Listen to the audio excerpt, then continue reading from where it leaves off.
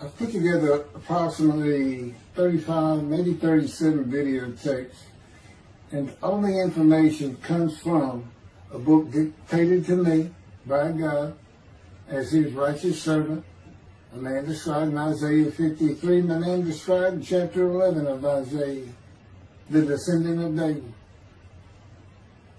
the twig from a shoot that grows out of the stump of Jesse, and it is a stump because of the vanished and felled ancestral tree of the kings of Judah, the line of Jesus. He cannot be the man of chapter 11. He's not the anointed one.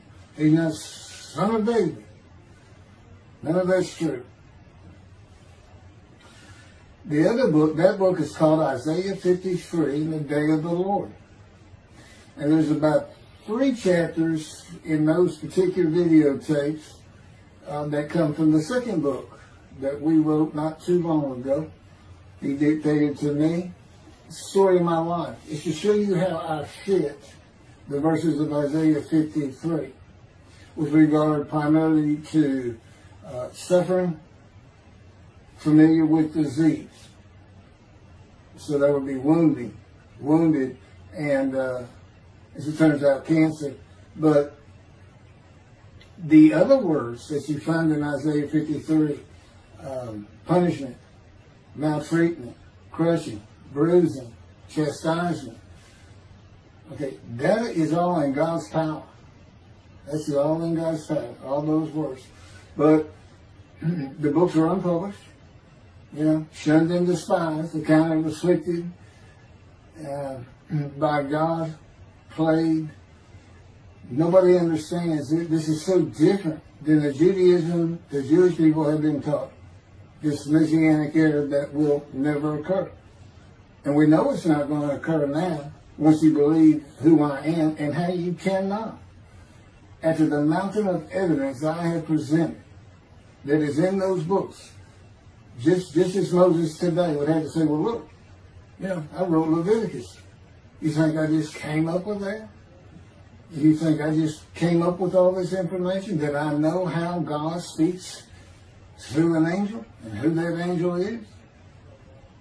Moses walks by a burning bush that's not consumed. The angel of the Lord's in the bush and God speaks. I'm the one who explained that to you. I shouldn't have to go any further than that. God says the rabbis, the shepherds, they never listen to my prophet. They think they know everything. Well, I'm going to keep showing that they don't. This is primarily for the people who listen to them and not them. I don't expect them to ever respond. Because by responding, they have to say they've been wrong. Or that's just not what we believe. And so they won't change. The bottom line is they make money on it. That's the bottom line.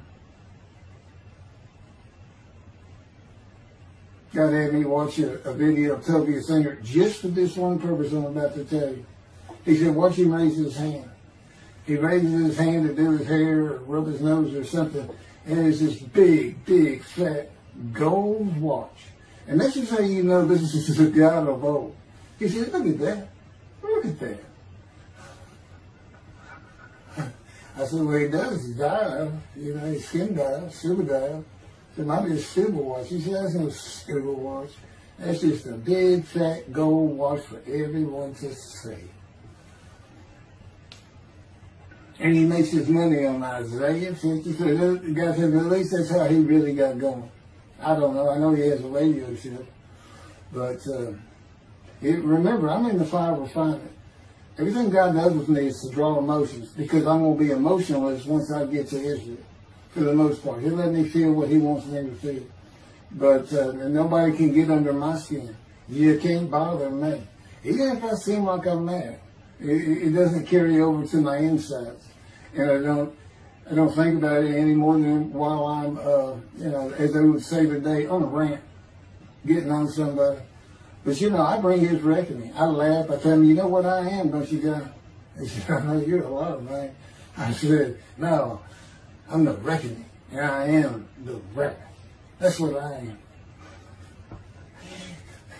He laughed. Holy Spirit laughed. I said, yeah. I said, you know, righteous servant, David the shepherd, Elijah, prophet like Moses. You know, I like wrath. What's his name? Wrath. What does he do? He's a reckoning. But anyway, I'm going to go through these early years of mine before God spoke to me. It's chapters 1 through 6.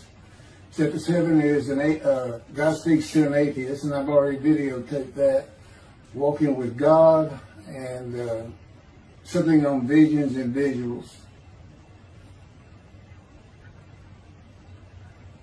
So the first chapter, this is what he told me to write down birth and tragedy. I was born in Bryan College Station, Texas on February. This shit's in from the Holy Spirit, yes. Like you couldn't ask me before I started. Yes. Oh, this is only for the people who come to believe me. I don't expect anybody who's been viewing these materials and, you know, nobody's really subscribing, a handful, to be believed. Again, I can't imagine. I don't know what you people want. I don't know who you think's going to come to do something different. How are you going to know who David is? I mean, according to Judaism, there is no description of him. How are you going to know who he is? All this being presented, and I know Jewish people have seen it, only 60% of the views are coming from the United States. Now, I don't know if that means 40% is coming from Israel. Probably not. You got Canada, that's be a big follower on my WordPress site. And really just all the countries of the world at one time or another have looked at some of this information as I wrote my blog, and the blogs became chapters. But I'm assuming some Jews have heard of what some man is saying he is Moshiach, and they're watching. Well, this is for those who come to believe, the people who want to be the witnesses, the many made righteous. By my knowledge, by the things I can tell you that God would have me say to you. So, you know, this might be bored to tears with others, but it does show suffering, pain, and emotional pain, my background, and just who I am. Not just some kook out here. You know, people say, well, he's hearing voices. Listen, as a lawyer, and I didn't even do criminal law. I've seen some of these people who hear voices. I promise you. You know that's a person who should be hearing voices when you just see them and watch them for a couple of minutes. It's not me. Excuse me. Okay, I was born in Bryan College Station, Texas on February 21st, 1957. And that's interesting because that's the year the first satellite went up. Russia sent up Sputnik, which was really 3 different satellites, and altogether they were called Sputnik. That is considered the dawning of the age of the internet. Now, I've asked God, how did you select me? How did I be blessed with this and learning all these things with this crazy life that I've had? And but he won't answer me. He's gone poker. This poker guy, he's not going to talk. It's not going to change expression or anything, or me getting an impression that he is. And so I tried to come up with it on my own, and that is where I started. I said, because I know how important the internet is to this. It's the only way to get things worldwide in. And all the teachings that have come through it. I didn't know, you know, I'm 63.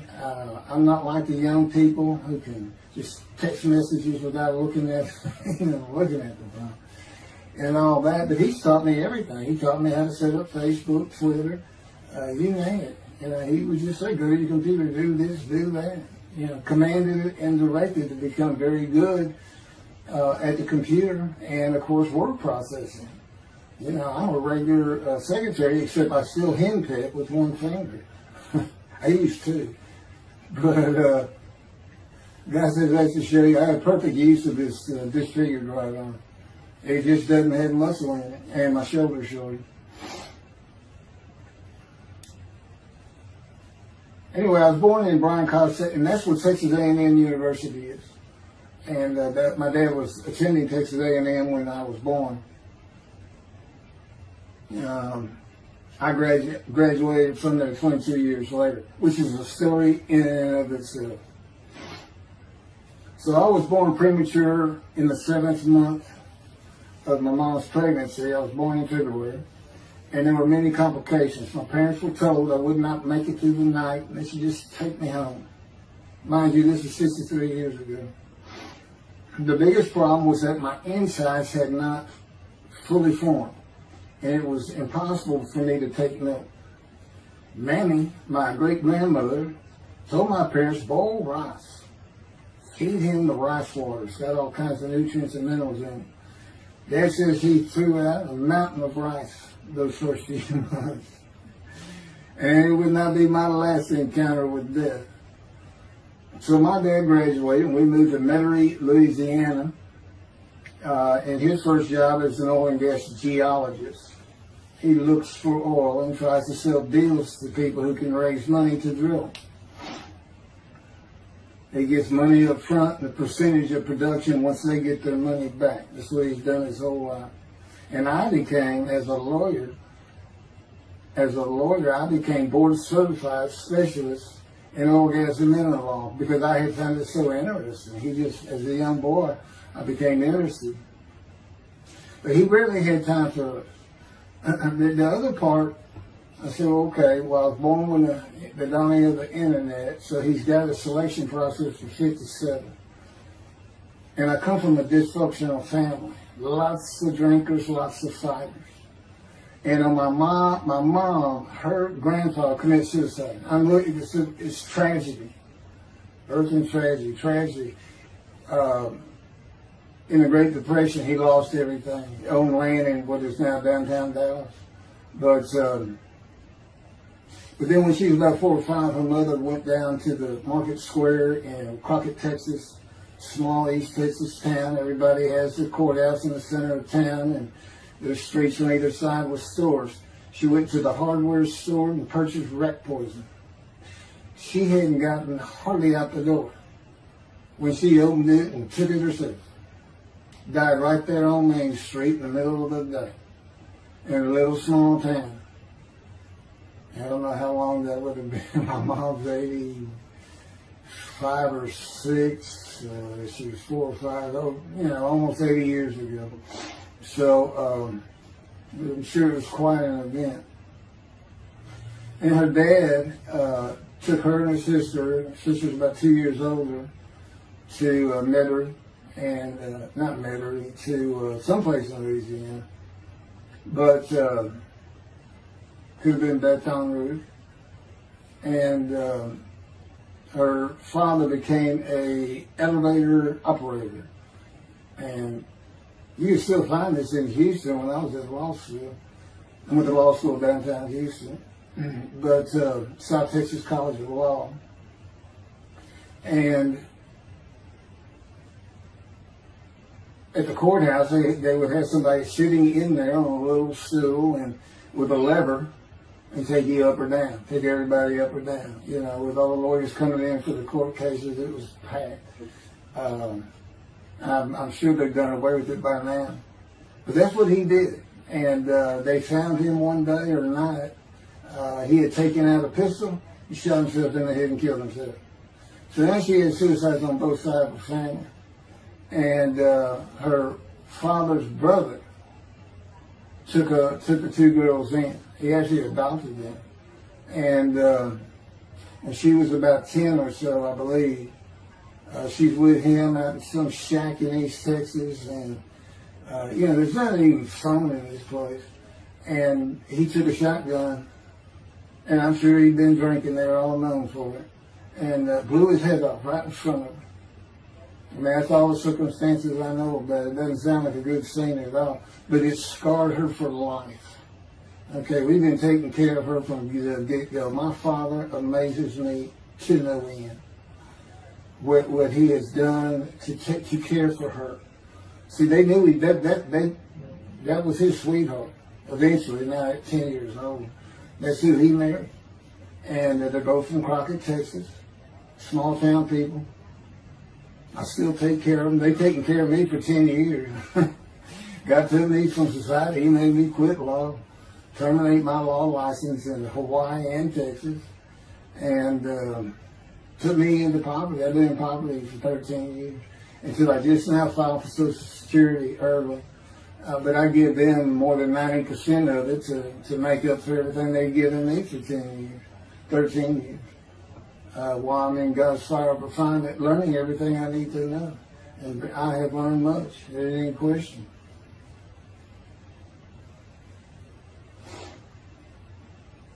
So anyway, there's 3 suicides. There's 4 suicides right there. So it's a family of tragedy. You know, it's a tragedy of losing your entire family in the Holocaust, and you're the only one left. It's not like that. Because God says, I just got things as close as I could. He says, I touched you in the womb to disfigure you, really for just one reason. Well, 2 reasons. One, it makes you identifiable. But it was so people would pick on you. I wanted people picking on you because that's what happens to young Jewish boys. Just for being Jewish. Just for having a disfigurement. People will pick on you. I told him since, I don't even really recall many people saying anything to me. He said, that's because you look like you crawl all over them. They did. And I did. I was always just say something, anything. It's just the way I was just angry inside. And God's taken all that away. But I can still go on a good rant. But, and then my mother in the 60s, young people may not know this, that's when, you know, the Woodstock and marijuana, LSD, everything started getting big. And at the same time, doctors were just handing out pills left and right. Valiums, painkillers, Percocets, you know, just asking for it. They were writing scripts. And I know today they put a lockdown on that, but she got heavy into it and drunk all the time. I had to come home from school and stay with her, and she became such a different animal, a different person when she drank. She became a little girl. You know, and having your mom act like that and slobbering and, you know, going there to be Valium dripping out of her mouth with a bottle of booze by her. So it was an ugly scene. And so I came from a dysfunctional family, so I think God wanted that. And He's there with me from my first year to make sure that I live a life of suffering. He orchestrated many of my wounds. And He's taken me back in vision to see these things. And His visions, one thing you don't pick up in the Bible, when I say Bible, I'm talking about the Jewish Bible, the Hebrew Bible, that's not, unless I say otherwise. Which is like when God says, my peoples. If He just says my peoples, He's talking about the Jewish people, the chosen. I mean, He may say the peoples of Moab, or just by the context, you know, He's referring to another group. But that comes up all the time. So, to add to that, she tried to kill herself a few times. And when I was 10, my dad was at a Texas A&M game in Dallas. And I know it was 1967, so I was 10 years old. Because I'm very familiar with that particular game. It was against Bear Bryant and Alabama Crimson Tide. And he had coached at Texas A&M. So, as you can tell, me and my dad are big Aggie fans and football fans. But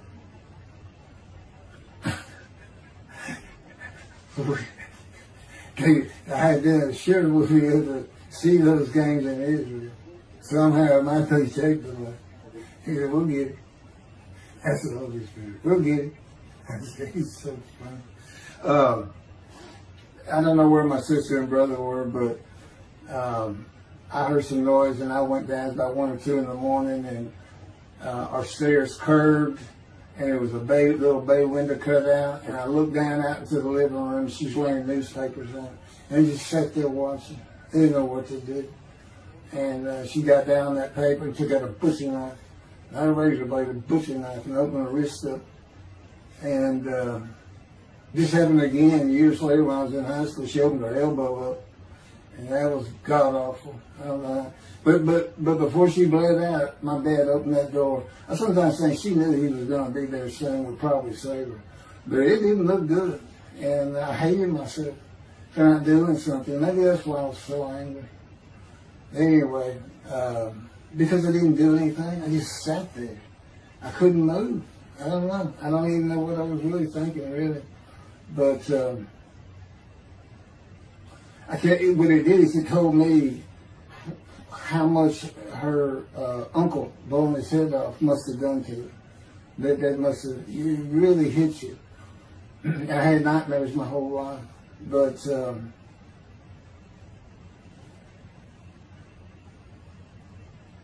I was 16 when she did the thing with the knife. But you know what? My dad finally got her he got her the best psychiatric care in Houston, Texas, and that's big because we got a medical center that's renowned throughout the world. And they put me back together many a time. And she never did that again. And the amazing thing is how different she is in her very advanced old age. I mean, it's like she was never that person of the 60s and the 70s and the 80s. I don't know how my dad survived it. I'd have never stayed. I'd have taken the kids and said, try to find us. But he's not out there. I've never seen two people who love each other so much. It's crazy. But anyway, I was married for 20 years and we weren't like that at all. We finally divorced for irreconcilable differences. Okay, my first major surgeries when I was 2 years old. My first surgery. Up above here, I have a scar. I had my first of many surgeries. Been born without my right pectoral muscle, small shoulder, withered arm. And there was the movement of my arm was restricted. There was some tissue in here that had to be cut out. So they opened me up and did that. I was born right-handed, but I do everything left-handed. Except for light things. Like I shoot a basketball right-handed. I throw a ball right-handed. Darts, things like that. But bowling, I'm left-handed. You know, anything heavy. And I was quite happy. If I'd had two good arms, I'd have probably been on scholarship. I was already offered a partial scholarship at a small school for track, even with this bad arm. But I just didn't have the fast start. You got to have two strong arms just pushing out in front of you. But I was some kind of quick and fast. So, we moved back to Houston to a place called West University, a suburb. And this little story, I don't even like telling it, but God told me I had to. And he had something to do with it. But I'm not going to go into that part of it. So anyway, I had decided when I was in second grade, I was tired of school, didn't want to go anymore. I don't exactly know why. I just know I said, that's it, and now I'm not going. Dad came to get me up and finish school until I'm not going. And it was on. He was going to get me there. It took him about an hour to get me to the car. Fighting and screaming and running around and hiding, getting under bed. You name it, I was doing it. And anyway, he finally gets me to the school, but he's too tired. He wasn't even going to try to get me out of the car by himself. So he get out, and he goes and gets the principal. And my dad's about 6'2", but he's real slim. And but he comes out with his principal, who's taller than he is, and he's a hefty guy. He's burly. Anyway, so they come, they said, get out of the car. I said, I'm not getting out of the car. I'd already locked the doors. Only the two front doors locked, and it was those locks that you pull up and push down. And so my dad used the key, and he opened up, he popped that lock up, and I slammed it back down. Said, I'm not going to school, I told you. He throws the key, they started throwing the keys at one another over the roof. The principal was trying the same thing, and I'm slamming his door, I'm leaping across the car. Man, I don't know how long I went, but they finally, in 5 minutes maybe, seemed like an eternity. I was terrorized, that's the way I looked at it.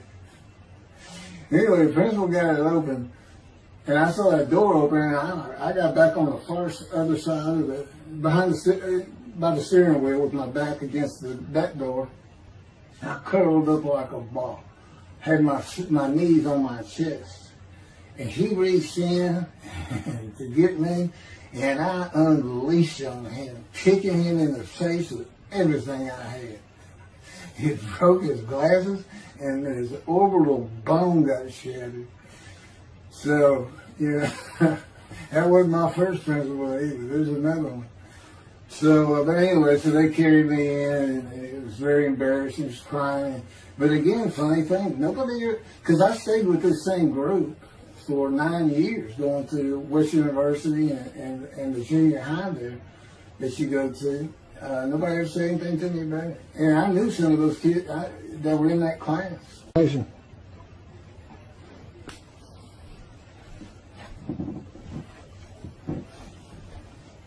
My camera only goes for half an hour. I can see on the screen that they point towards me that when it runs out, I have to turn it off and turn it back on. But anyway, that ended my fight with my first principal.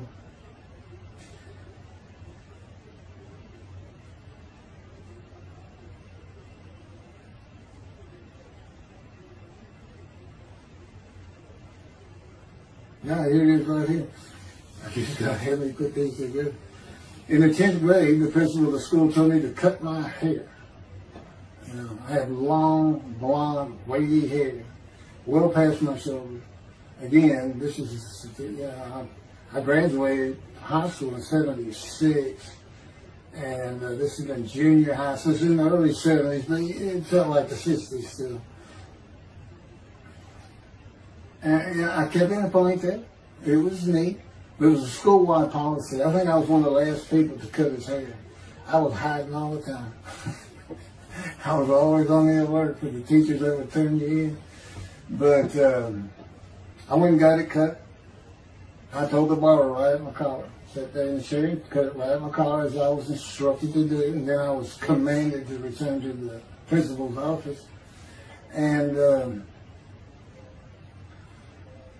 so I presented myself to him. I sat down in the chair in his office, and he gets up, walks behind me, and grabbed me by my hair, back of my head, and jerked my head back fast. And said, "It's still over your collar." Now, I don't know if I did a backflip out of that thing. I can't really recall. But what I do recall is it took 3 people to get me off of him. And I was permanently expelled from school, which ended up me leaving home. It wasn't a runaway. I'm just out of here. I'm tired of everything and everybody. I ain't going to school ever again. Hate school, always there. That was me. Yeah, they had to pull me off of him. I understand through a friend of mine, he said, "You know, my brother went to that school. He has some stories about that guy." So I said, "It wasn't me, it was him." Second major surgery came when I was 12 years old to try and repair my right knee and just below it. I was running full speed in a field. High grass and weeds with a family dog. And God says he had something to do with what the dog did. For no apparent reason, just suddenly he was running at my side. And he just bolted. He just stopped going straight to the heart of the left and went right between the legs. I go sailing in the air, and I came down on my knee. Except my right knee came down on a broken Coke bottle, Coca-Cola.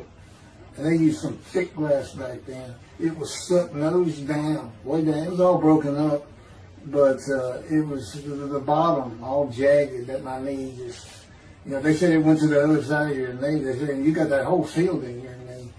But when I got to the hospital, I sat there for a long time. The first doctor came in and just told my mom, right in front of me, I'm in the room, he said, I can't repair it. It's not repairable. We're going to take it off. You can't use it. And I already knew that because as I started screaming and yelling for my dad, he finally came back. This field was behind our house. There was a chain link fence and then the field. My dad finally heard me. He got over, he saw the blood, and so all of a sudden he's scared to death. I'm going into the shop, and he got me to put my arm around his neck, and he said, "Can you walk on it?" And I tried, and it just collapsed. It was useless. It was awful. And then I had to climb over that fence, and my mom was going crazy and screaming and crying. And he had to go take care of her. I'm sitting in his bathroom, my leg all opened up, and I'm just getting sicker and sicker, nauseated, scared. I was a cripple. And but anyway, they get me down to the hospital. And just, like I said, the first doctor was just like, we don't know what to do. And just right then, and God said he knew he was going to be there. This doctor walks by, and my mom recognized him. And she goes, Dr. Kane. And she runs out the door. Well, this is Dr. Kane. Her mammy that I mentioned earlier, in her old age, very old, maybe been in her 90s, I don't know, late 80s, but living with her sister, broke her hip. And this doctor repaired it. This is a long time ago, people. Repaired it, and she actually walked again with a walker. I remember. But that's who this doctor was. And she said, my son, they're going to take his leg off. You've got to come look at it. And this Dr. Kane actually became the medical doctor for the Houston Oilers. He repaired many in the before and after me. I guess that's what he specialized in. But he was at the hospital just to do rounds. He wasn't dressed for surgery or anything. But he came in that room, and I mean, he was livid when he looked at my knee and knew how I'd been there for like 5 hours at this time. And he just started barking orders about getting me prepped for surgery, and he takes off to go get prepped. And they literally ran me down to surgery in a gun. I mean, they were trying. This kind of fear he put in everybody. Anyway, I was in the hospital for weeks, and I woke up with my leg. I was glad of that. They had a cast from my hip to my ankle. And he told me, when I finally was being released, he said, if you put any weight on that leg, you'll never walk again. So, I can't remember, 6 weeks, I don't know how long it was that I had that cast on. It wasn't my first cast, it wasn't my last. Or maybe it was my first. Maybe it wasn't my last. That's another story. We're not getting very far. There's 6 chapters. I'm barely getting through the first one. But what I'll do is I'll just do 6, just like I did with Isaiah 53. I did 6 or 7 videos, 7 I thought.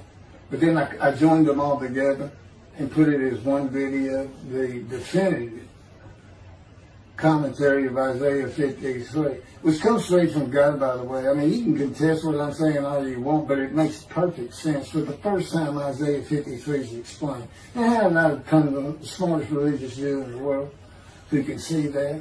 And what the wounding and the punishment, everything's about, and how it's really, in some ways, a snare for the Gentiles for the day of the Lord. Because he knows he can take me and just decimate any argument they want to put forth. You know, in particular, I'm blemished. I'm the Antichrist. In that I am the exact opposite of Jesus Christ. Okay, he's so smart, he was teaching the synagogue at 12. Supposedly he was a perfect, beautiful man. I'm disfigured. You know, I'm not bad looking, but I'm not, I'm not Brad Pitt or anything. Anyway, as sinner, I wasn't a habitual sinner. I was a good person. I was good to other people. I was very compassionate. I said there was already a lot of humble in me. I didn't laud myself and the things I could do over others. Like being the fastest guy on top 5 at school and the fastest in the neighborhood. I didn't brag on myself. But as he took me back through my life and informed me when things were sin, it just seems like I touched on all of it. And if murder in your heart is actually committing that sin, as the Christians say, I don't really go with that, but then there's really not much I've missed. So I'm a sinner. And, Jesus can say, well, I'm a sinner too. I lied. All you got to do is read the scripture in the Gospels. You see where I'm lying. That's easy. And I came from the banished line. I thought I was the man of Isaiah 53. I thought I was going to be exposed to death, but given long life. This is what he would say if he was here. He said, but you know what happened? They crucified me. And on the cross, I realized I'm not that man. This isn't exposure to death. This looks like a sure thing. Father, Father, Father, why have you forsaken me? That's Jesus Christ saying, I'm not the man of Isaiah 53, and I just figured it out. That's what that is. Has God sometimes? You sure you didn't have that written? Why on earth would they write that down? At least forget about it. We people just thinking me. That's what it's about, Christians. They got their way. They can explain that being counted a sinner means he got crucified with the sinner beside him being crucified on each side, left and right. So there's three of them, so he's counted a sinner. Okay. You know, it's supposed to be descriptive, but hopefully it'll find a person to do. You might tell Judaism the same thing. You know, this is to find somebody. It's not the people of Israel. They're all kinds of people. Now, we're looking for a guy so God can have a Moses. Why? We have a new covenant. Why? It's the day of the Lord. Why? Jeremiah says so. That's why. It's so easy. The lamb blooms again. Okay, and he's coming to covenant friendship with the temple. So the lamb blooms again at a time when there's no temple. Jerusalem's going to be rebuilt. It's a metropolitan today. This is no Jerusalem of antiquity. The old city might be too big. And I'll make a new covenant with you. I'm going to forgive all your sins and remember them no more. That will cause Torah to be written on your heart. It's a metaphor. When did he do this before? Oh, that's right. Assyrian Babylon exiles. Isaiah was right before. God said, I forgive your sins, remember them no more. They became a holy seed. What did they do? They built the second temple. What are we missing? The third temple. This is so easy.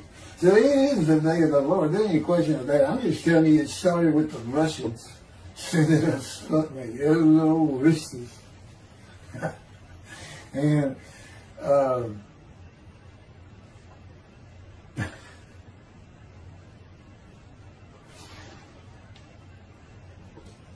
he's bringing the covenant, but he's got to have a Moses. He's sent a prophet like Moses. So he was saying, it's Joshua. No, it's not. Come meeting today, the day of the Lord. And guess what? He gives us a description of him. He knows this is a time of secularism, reliance on science and medicine and doctors. And you got so many more people the only book out there is not the Hebrew Bible. There's a lot more books in it. You know, there's all kinds of distractions, television, cell phones, computers. You know, back then, you know, you just sat around and said, what do you think that's there? I don't know. Wish he'd send some rain. You know, it's just, I said it's easier to get them back then. But here it is. It's here. And God said, you see why I put Son and the spies in there? Because for a while I said, God, you know, this is before we really got the books done and everything. I said, I'm just sitting in a room. I can't really tell anybody Son and spies in there. Counting me plagued, afflicted, and by God, and everything else. He said, well, how you feel now that we've been putting all this on the internet? Guys, that Son and the spies. Yeah. I can say there's no question this hasn't gotten back to those two. I say, you keep attacking them like this, and I'll be certainly sure, just in case I'm wrong. But, because he won't actually tell me, he won't tell me anything, this is a rule of thumb, he won't tell me anything that I cannot find out or become knowledgeable on or informed on of my own. Which means about nothing, because we're in a room all the time. The adjunct of the Holy of Holies is what I call it. I live in the Holy. I'm like the priest the only person who could go into the Holy of Holies was the high priest. And that's what I'm like. As a matter of fact, God had me write down, just as he had David write down, a new Psalm 151, where God said, it's on a video, where God is speaking. Where the Lord came to me and God said, quote, and within that, he says that he declared me. We actually used the psalm where he declares it for David. He declared me an eternal priest in the order of Melchizedek and King David. and a rightful king, small k, and a rightful king. And he also declared, I'm the righteous servant. I mean, that's God talking. I mean, he's using it. When he dictated to me, it wasn't, to be written in my personality. That's him. That's him doing a new song. So, because he does that. Even in the writings, the person doing the writing, whatever prophet it was, or Moses, or David, if he wrote Samuel 2 and Kings 1 until he died. As I said, God says, look, just assume the central character is the one I had writing, because their lives change when I come to them, just like mine changed. This is not anything I could have ever conceived or even bothered thinking of. I had never read the Bible my whole life. And he then told me, we're going to the bookstore and get you a Tanakh. That was 13 years ago. And my answer was, what's a Tanakh? I didn't know anything. And look at all this knowledge. But this is it. This is the only power he's going to use in creation. He's not going to perform miracles. He's not going to have me performing miracles. And he's not. He said, the only power I'm going to use is on you. What I can get you to do. He said, I can take a Gentile Texan and take him to Israel and get my temple built. Okay. He said, because that's what you say to God all the time. Okay. And one night, I hadn't even read Isaiah 53. He didn't come to me and just say, offer yourself for guilt. I crushed you with cancer. It was me that did. That's not, I wouldn't have known what he was talking about. We finally get to Isaiah a couple of years later. He said, Keith, read Isaiah 53. I said, okay. And so I read it. I said, okay, finish it. He said, who do you think that is? I said, I have no idea. I said, barely read it. I didn't know what it's saying. I said, I think these two verses ought to be up here. I said, you sure nobody messed with this thing? He said, nobody messed with this. It's just how I had Isaiah right. He said, that's you. I said, oh, okay. And I couldn't help but good luck convincing anybody. I can't even say what he's saying. He said, before we get done, and he's right. I've been over that thing so many times. From my original version of Isaiah 53 that he dictated, or told me how to put together, but every sentence, every word is, we've changed it up and added things. I've learned things. Like I didn't know about the chest of devotion. I didn't know why the angel was leaving early in Malachi 3, but I do now. And all that would cause an amendment to my midrash on Isaiah 53. And, the book has me, these are all on videotapes now, me and Rashi. Rashi, the first one to come up with this is Israel. And, I look at his answers and I just shake my head sometimes. You should see his answer in Malachi 3 for the angel of the covenant that you desire. There's already a covenant of friendship in the covenant of Jeremiah. And this is his answer. It's midrash, so he just takes a section of the angel is on the way. And it just says the angel of the covenant. And his commentary is the angel that avenges the revenge of the covenant. I said, what does that mean? What are you talking about? I said, God's being funny. He said, I don't know. I said, you do know. He said, well, I'm not telling you. So, God likes to feel as though he's laughing. He doesn't actually laugh. He sends me a perception that he does. Or he uses me to laugh. I've mentioned that in a video. Because he can't. Well, he controls my words. I learned that in walking with him. Just one day, I'm talking out loud as we go. I'm discussing man and divine beings as though I had a sermon I was giving or a speech to somebody or a seminar. And I'm rolling, and I can tell he is really making this thing rock. He's taking it from here to here to here. And we're going. And I'm going. And all of a sudden, I use a word or a couple words that I simply don't use. And they're not what my mind was even thinking of. They just came out. And I just stopped.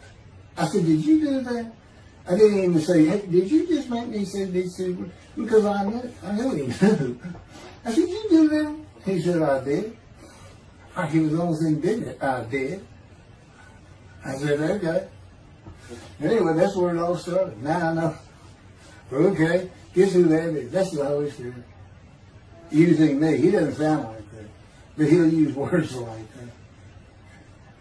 So he's getting bored. They like to cut. Let me just say this. This part of God you don't know. It's not all the time. It's some of the times we do tend to get kind of silly in here. But, they do things after a while. I'm like, it's like, I feel like a kindergarten teacher, and I got two of those kids that you just shake your head at. She said, this is a handful. These two are nothing but trouble. Always fooling around, looking for a laugh. And the Spirit's always working in heaven and death. God laugh, as it were. Again, he doesn't actually laugh. It's a perception that's his emotion. If God has any emotions left, because worrying about other people's pain is not one of them. He made that clear to me. I don't care about your pain. And just saying it makes you mad. He says, he'll draw anger. And he'll do so many times over and over. He says, this is easy because now it irritates the fire out of it. He just started. I said, how do y'all keep doing this? And one day I told him, I said, I got it. Which means it actually came from them. I got it. You never grew up. You never got sent to your room. You never had to climb that mountain to achieve something. Put yourself out there. Nobody's ever whooped you. He said, I said, that's what it is. You never grew up. That's what it is. Yeah, I'm dealing with the child God. That's what I'm dealing with. Having an argument. Then he came down as mean, very serious, mature guy. I didn't bring that argument up anymore. But that's how it gets with me sometimes. It's an incredible lot.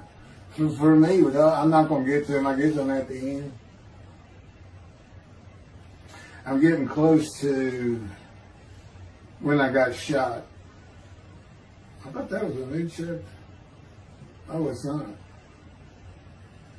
Well, I'm going to put it, this is getting long. And anything over half an hour, we try to stop. Now, my Isaiah 53 is 5 hours. But, you have to watch it all at one time, of course.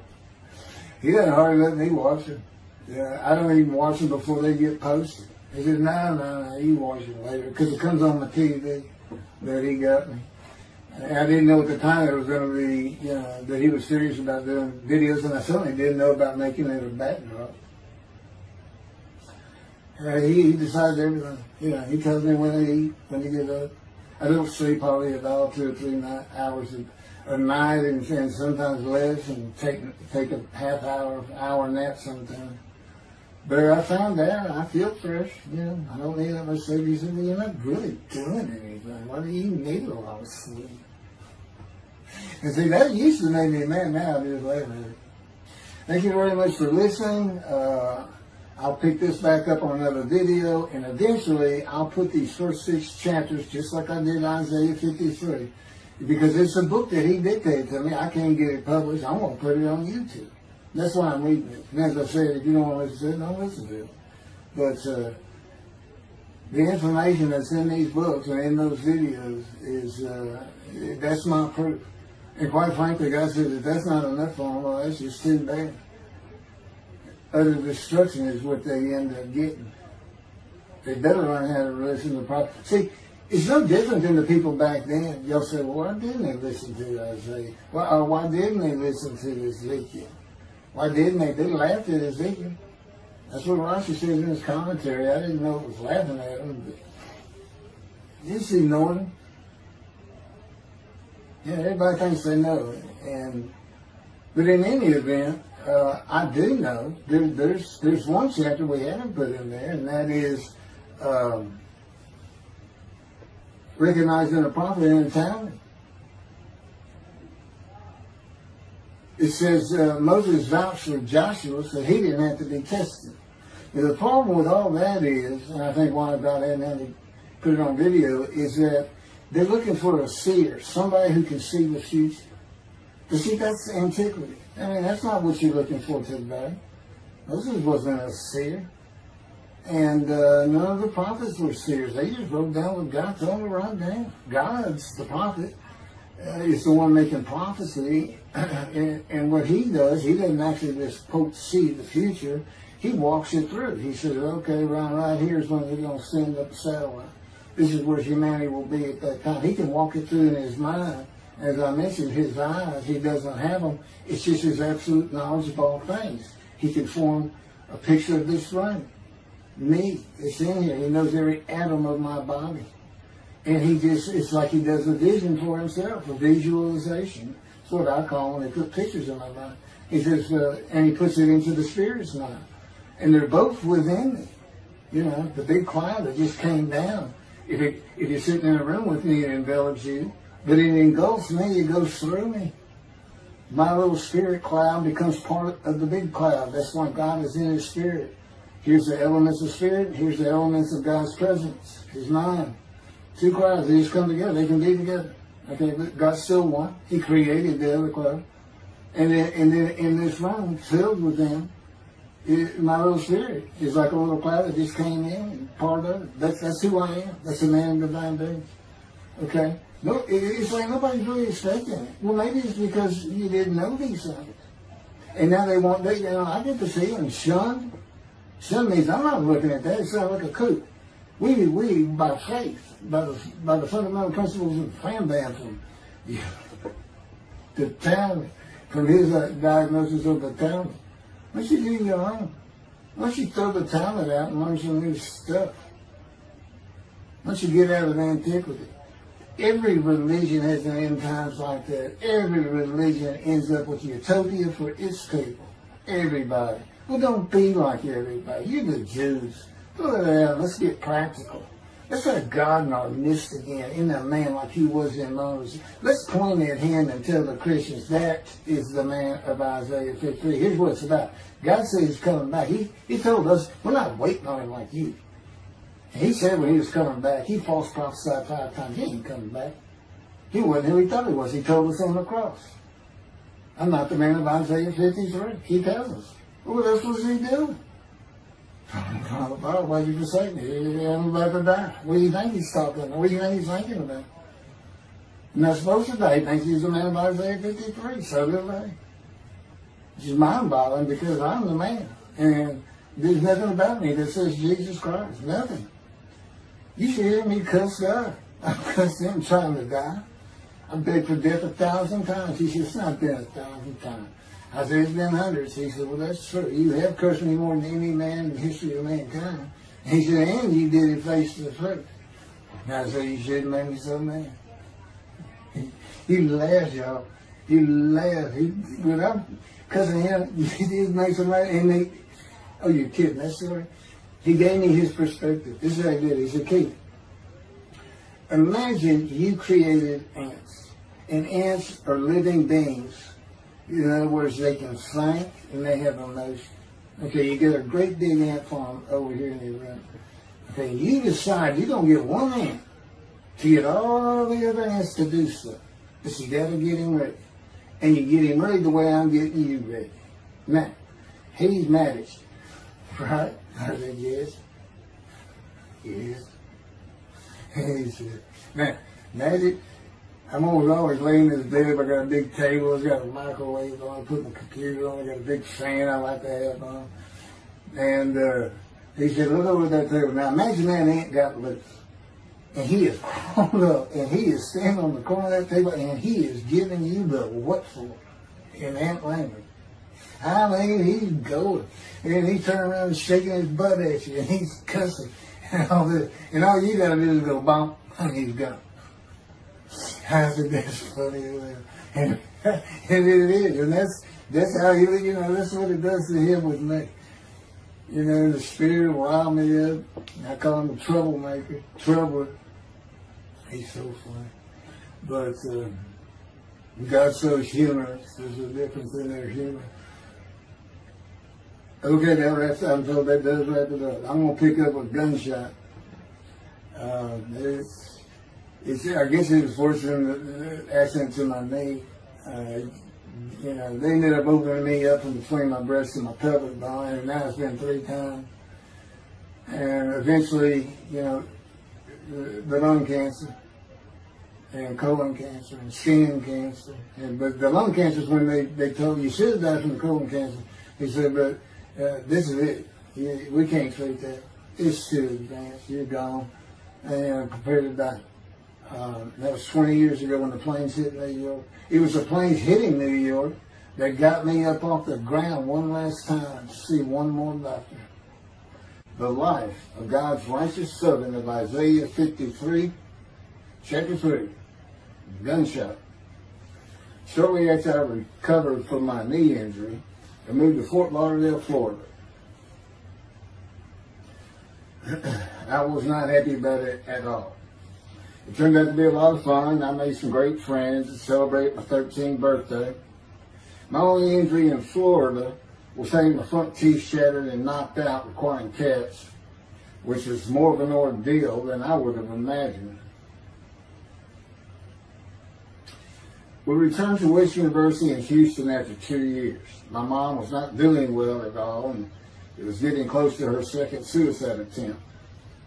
I was back with my old friends and did not have much supervision from home, and I failed ninth grade. I made my own decisions, and I rarely listened to others. After being set back a year at junior high school, I made a few new friends, which led to my next serious injury. My best friend was a Spanish Italian whose father was from Sicily. And he kept a machine gun in a violin case in his office at the restaurant he owned, where his son and I were waiters. It was called the Godfather. My friend was the best pool player I've ever known or played with, an absolute natural. I will call him Antonio, but that's not his real name. Antonio's girlfriend was a Jewish girl. I will call her Rebecca, but that is not her real name. Antonio was a Catholic Christian. Rebecca did not practice Judaism, and Antonio did not go to church. I was a confirmed atheist, and we never talked about God or Jesus. Rebecca's father had foreclosed on a ranch about 8 hours from Houston outside of LaGrange, Texas, Fayette County. LaGrange was famous for the Chicken Ranch, which was an illegal brothel that operated from 1905 until 1973. The business served as the basis for the 1973 ZZ Top song, LaGrange, and the Broadway musical, The Best Little Whorehouse in Texas, as well as its 1982 film adaptation. T.J. Florney was known as the meanest sheriff in Texas. In the coming weeks, I would be interrogated by him outside of Shock Room 3 at Dental Hospital in Houston. This is an excerpt about him from an internet article.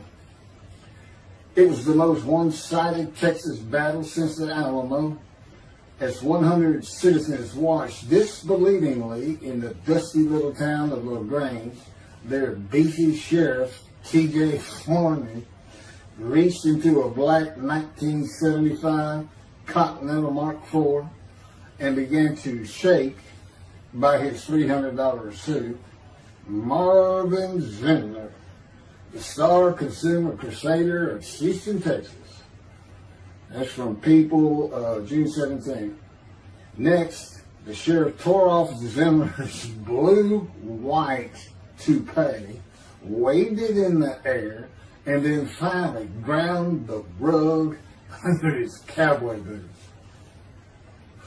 Behind Florney's fury was the fact that on Zindler's last assignment in LaGrange 18 months before, he had filmed an expose which resulted in the closing of a critical part of the local economy, the Chicken Ranch, a legendary body house.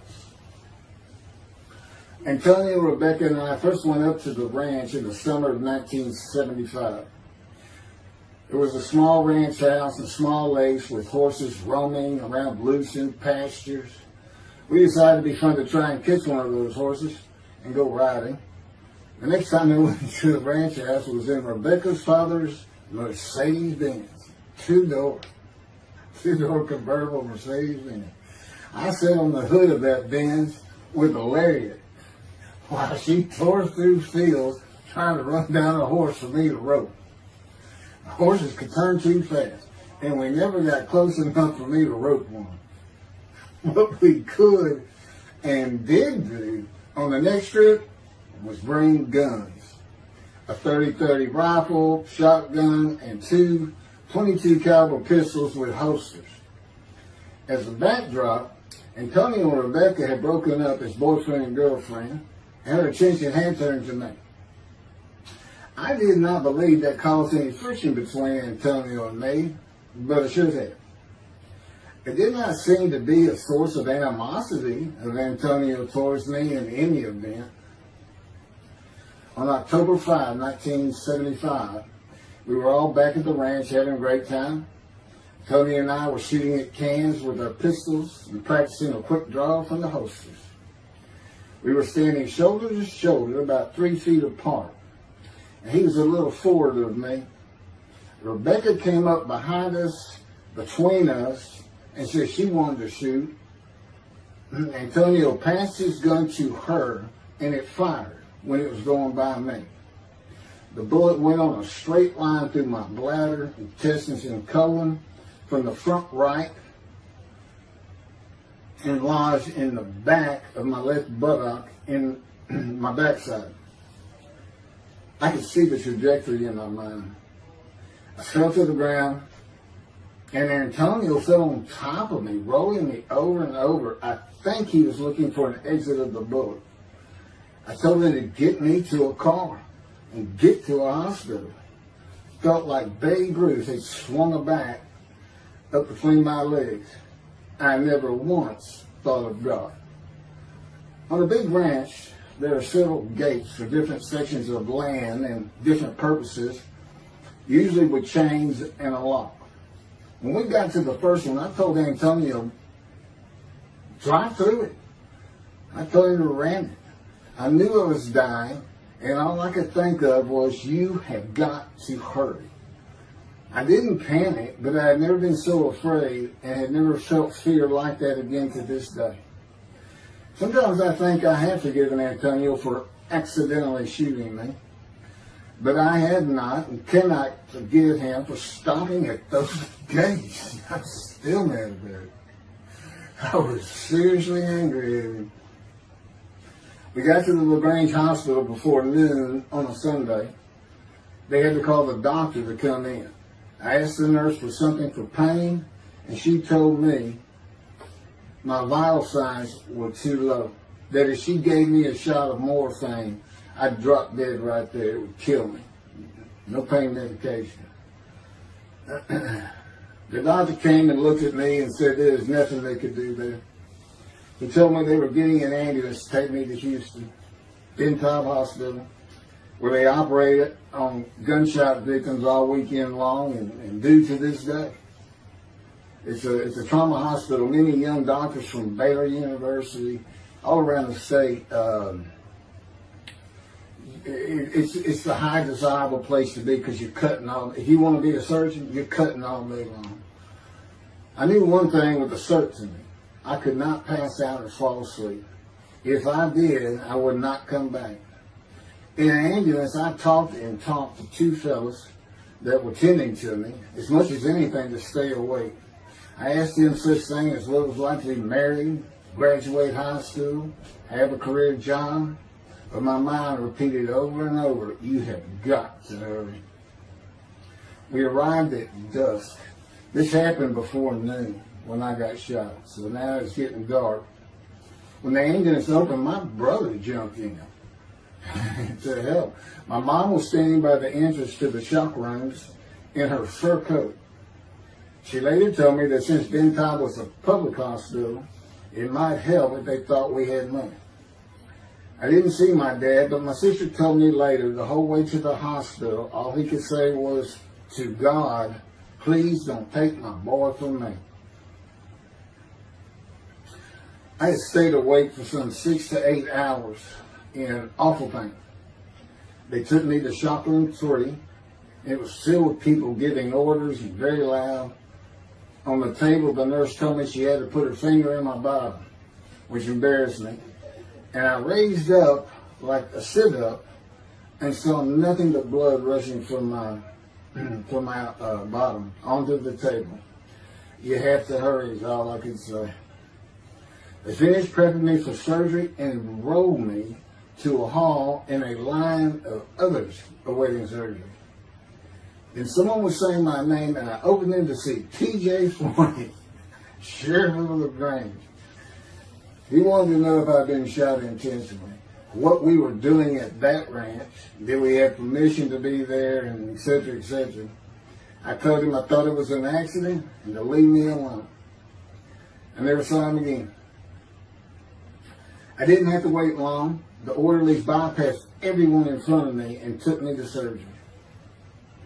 I awoke in a large room with about 10 beds on my side of the room and 10 beds on the other with other patients, and I could hear moaning and crying here and there. It took a few moments to remember what had happened and why I was in there.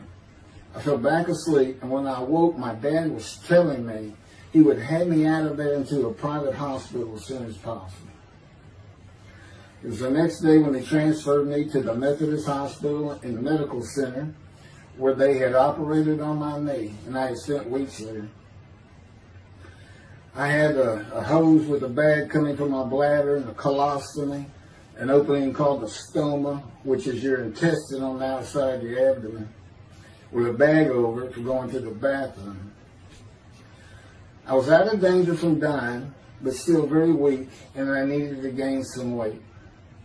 The track team was already getting together, running distance and cross-country workouts provided by the coach, preparing for track meets in the following school semester. I lived about a half mile from the high school. The day I got home, I walked to look at the track. It did not seem possible I could get back in shape. I was afraid to cross the roads to the school. I could not even trot to get out of the way if a car came my way. My insides felt like jelly, and I had been warned that too much physical exertion in the first 10 days could cause a stomal hernia, and my intestine to start extending from my body.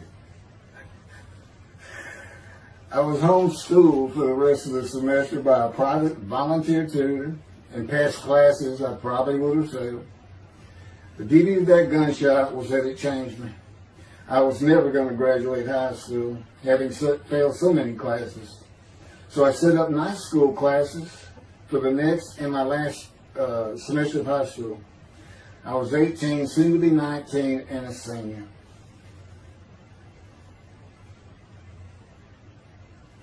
Chapter 4, College and Law School. Before the summer of 1975, one of my best friends on the track team, who threw the discus and shot put in field events and was a senior, told me he wanted to do something big the coming summer before starting college at Louisiana State University, LSU. I was only a junior and I had no plans for the summer. He mentioned this to me, and I began thinking about how long it had been since I had been to Colorado. My father, who had really good years and many so-so years, depending on how the oil and gas industry was doing. And when I was in junior high school, he had sold some prospects that completed a few wells and had purchased a condominium in Pagosa Springs near Durango, Colorado. My friend's name was Keith Miller, and I called him Miller. He had given me the name of Say Babe. At one of our night track meets, I was running the 330-yard low hurdles, and the last turn was behind bleachers where the officials lost sight of us for a few moments. A runner to my left veered out of his lane into mine and took my hurdle, and I had to slow down and go around it, yelling, "Hey man, that's my hurdle." I wasn't happy. I do not remember how Miller knew what I had yelled, but he was probably on the football field inside the track working on shot putting biscuits, watching me run and hurting me. I did not really know him very well at this time, other than he was a popular senior who knew everyone, in stark contrast to me. On the following Monday, I was walking down the halls between classes, and coming in the other direction was Miller, though I did not see him.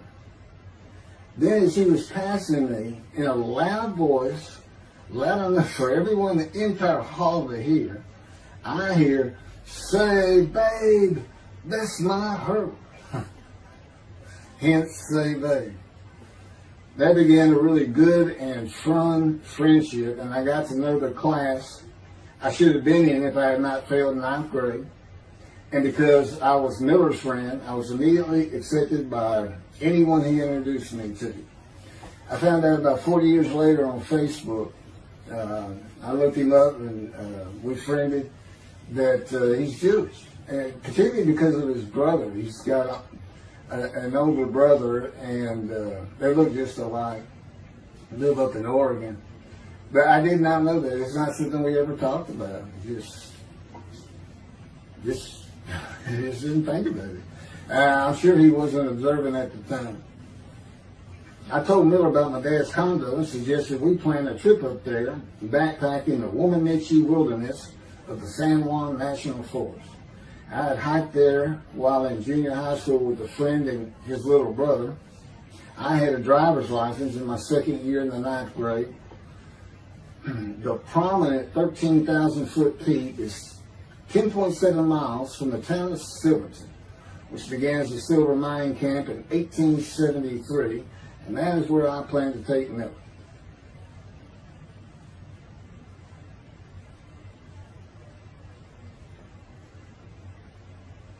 So Miller and I take off. We use his car. As I said, he was getting ready to graduate, and his dad bought him a Toyota. I can't remember the name of it now. My dad's condo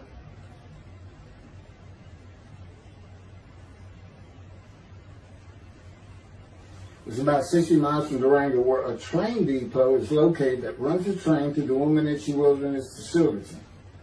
The train is an authentic, narrow gauge, steam-powered, coal-fired, scenic railroad train ranked one of the top 10 scenic railroads in the world.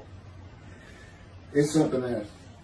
It stops twice in the same places to let off and pick up hikers and backpackers in the Animus Canyon of the Womanichi. At top speed of 18 miles per hour, it takes the train 3.5 hours to travel the 45 miles from Durango to Silverton. Oh, here it is. Miller had a new Toyota Celica. And after a day and late into the night, we made to Pagosa, slept, and we're at the train station before the first departure the next day. I don't know what the problem was, but the train was not going to run that day. So we couldn't get to where I wanted to take it. It's just too far. We decided to get a hotel in Durango and just head down the train tracks into the wilderness and explore an area I had never seen in with the maps. We got lost. And at one point we decided, let's just put these backpacks down and you go that way and I'll go this way. Well, we did that. We met back up and then we couldn't find a backpack. And we did finally find them. We slept that night, and we had a big black bear episode because we had left some food out on the ground, which we shouldn't have done. And but anyway, we ended up making it back, and we had one of the best party nights I've ever had in my life. We hit the main street in Durango, which is a tourist hotspot, and we hit every single bar. You could drink at 18 back then. It wasn't 21 as it is today. And we did. We made sure it was like a go. Okay, so every one of them had at least one drink: shot of whiskey, Boilermaker, beer, whatever. I can't really recall other than that. I knew I had been drinking the night before when I woke up. But we did. We hit both sides of the street. I don't know how long it took us or how many drinks we had, but we just had a lot of fun.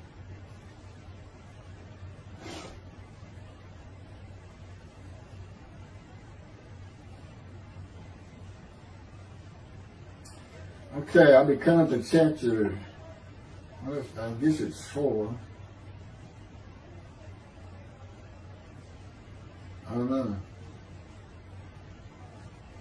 I thought I was coming up to the cancer story, but this is different. This is getting into alterations while at school.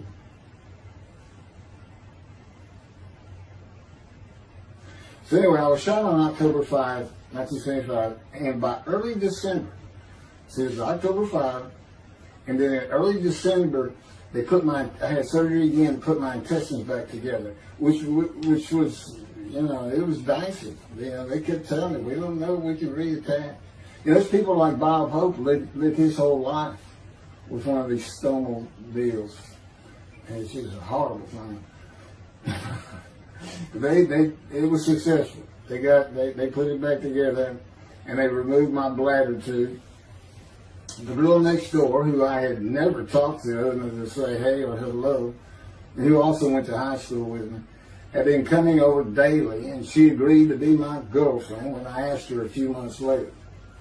I did my night school and graduated last in my class, or close to it, of over 400 people. In late December, I began running with the track team. Now, I had surgery early December, and I already got out there with them, which was difficult. Pulling 2 tires on the cinder track, there's a rope, 2 tires, and you put a harness around your waist. I had to put mine high up on my shoulder. On the cinder track for a lap and a half, 660 yards with 2-minute intervals, 6 times was the toughest. My speed and quickness was still there, but distance running and my endurance, it took quite a while to come back. In early February, just about 3 months after being shot, I won my first 120-yard high hurdles race at a track meet that was fast enough to qualify at the upcoming district track meet for the regional track meet. Winning at the regionals would place me in the state track meet. I was fast, but my disfigured right arm really held me back. Then my heart was broken, and I cried for the first time since I was a child, best I could remember. My coach, who really liked me, he understood the effort I had put in to get back in shape. Called me to his office, and I knew something was wrong. He told me I could no longer be on the track team. I had too many semesters of school to be eligible according to the eligibility rules. It was because I had failed 9th grade.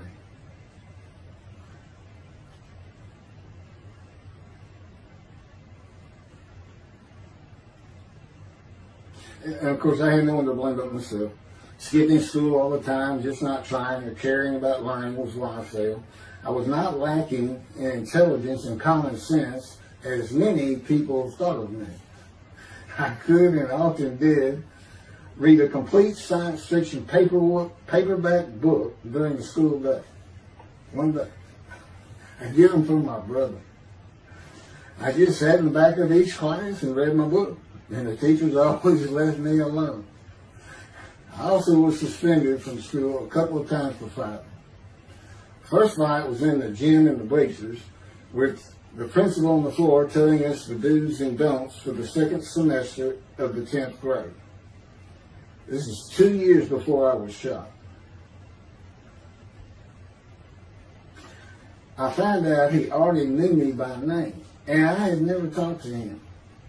The second fight was with the same guy, but this time we took it across the street from the school. He had about 10 of his friends, and I, being pretty much a loner, I had none. They were African American, bused into school from neighborhoods far away. And I just didn't understand them, or know why they even talked to me with words I did not get, like word, or say, man, can I hold $1?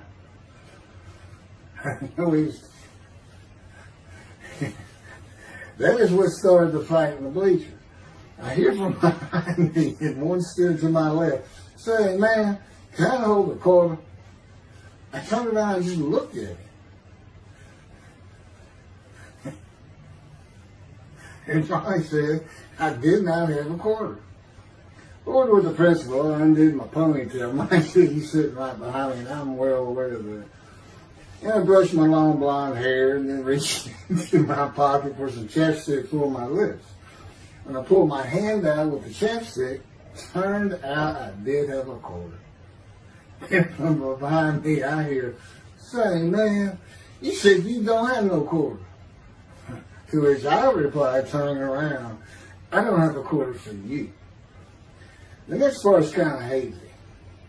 But I do know I grabbed him by the front of his shirt and threw him down the bleachers onto the students sitting below me. That is when the principal yelled my name and told me to go to his office. The next day, the guy and his friends were waiting on me when I got to school, and we fought across the street. The principal had told me not to get into any more fights, and this is the fight I got suspended for. I remember being in, after my suspension, being in the men's room smoking a cigarette in a stall, and a group of African Americans came in, and they were talking about the fight. What I remember was hearing, "That white boy went Muhammad Ali on him." My favorite fighter. I even saw the Ali Foreman fight in Kinshasa live in Amsterdam in 1974. And some of my best friends in high school were African Americans, mostly on the track team where we could get to know one another. I still had run-ins with the general population of the African Americans, who everyone just called blacks back then. I never used the N-word and thought they would help themselves a lot if they stopped using it. Mostly I think they were angry at being busted in from neighborhoods far away. In fairness to them, white kids did not seem to like me much either. So, I looked young even for my young age, and with my long hair, about 6 to 8 inches past my collar, I looked kind of girlish, and many people said that to me. One day a friend of mine told me what it was to him. You never smile and seem to be very angry, like if someone looks at you crossways, you're going to come after them, daring them to say something, like you want to fight. My next suspension for fighting began in middle shop, and it was all my fault. There's not a big deal to that.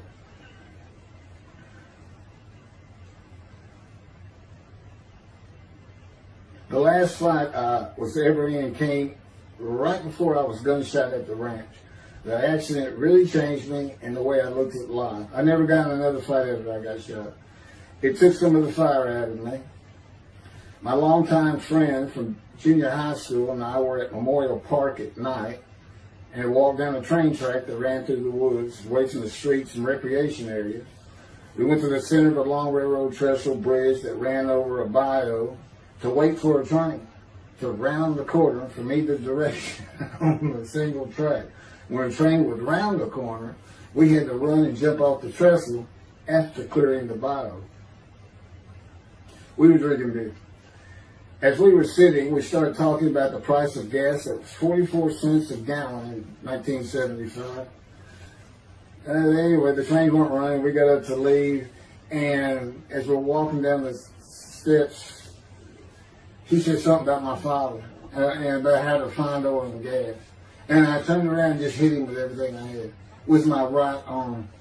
And I realized what a stupid thing to do. I called him the Big Sweet. He's huge Norwegian. His hair was white and long and longer than mine. His hand was the size.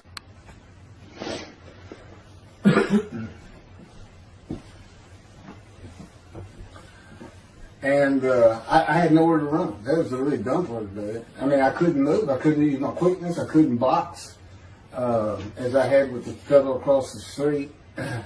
And he just took one big thing. He's very athletic. The coaches all wanted him on the high school team, but he didn't want to. Football team. And but anyway, he hit me just one time. That was the whole fight. It was just 2 hits. My measly hit with my right arm. I let it fast, and I hit him where I wanted to hit him. Well, I say that. I didn't even think about it. But he just about knocked me senseless. I mean, I saw red. And So anyway, that was it for our friendship. We just, although after I got shot, he and I got back together a little bit, but by that time I had met Denise next door, and I wasn't going to be going out drinking beer at the trestle anymore. I was going to get serious, and that's when I set up my night classes and everything. Her big Swede.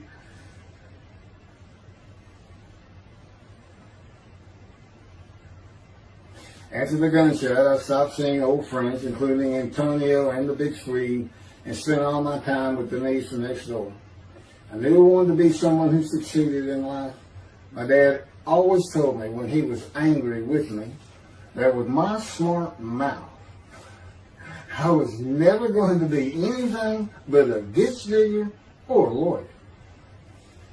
While he said lawyer in a derogatory way, he got me to thinking I'd like to be a trial lawyer. I had to get into college first, and the only school I wanted to go to was Texas A&M University. Anyone who had ever known me would tell you that I was not even close enough to being smart enough to go to any college, much less Texas A&M. I would tell you I had never applied myself to the task of learning. Texas A&M denied my application. I called them and pleaded and argued, and finally admissions said that if I came to the summer semester of 4 classes and maintained a B average with no fails, they'd let me in. I did it, barely. I almost failed calculus and got a B. Just a quick thing on Texas A&M, because it relates to World War II, which always makes me think of the Holocaust, and how many Aggies were involved in that. Texas A&M enrollment began on October 2nd, 1876, and admission was limited to white males, and all students were required to participate in the Corps of Cadets and receive military training. Many Aggies served in the military during World War II, with the college producing 20,229 combat troops. Of those, 14,123 Aggies served as officers, more than any other school, and more than the combined total of the United States Naval Academy and the United States Military Academy. During the war, 29 A&M graduates reached the rank of general. Texas A&M is more than a great university. It's the home of the Aggie family with a long history of spirit and tradition. And I'm going to pass through all that. You can read, I got all this from Wikipedia.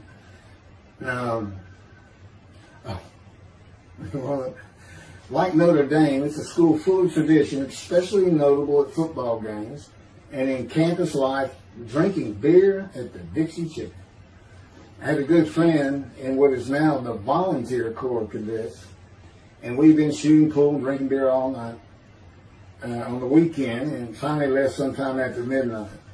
I walked my friend back to the quad, Corps Cadet Quad, a large open area where people could gather, surrounded on 4 sides by dorms for cadets only.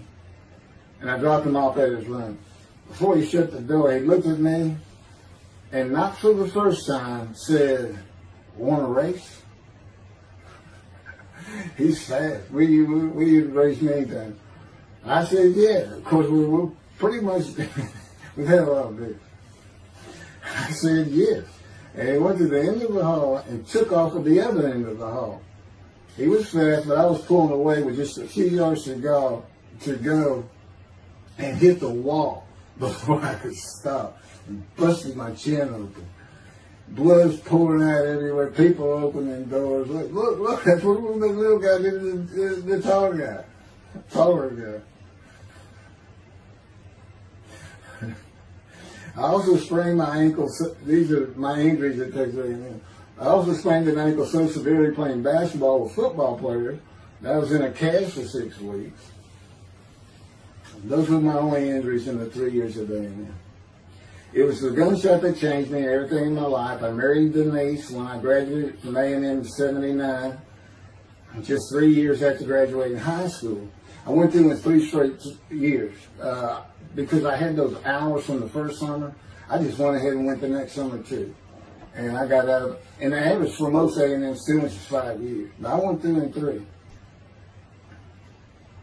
And of course that meant I never dropped a class, which also meant I had a low GPA, grade point average.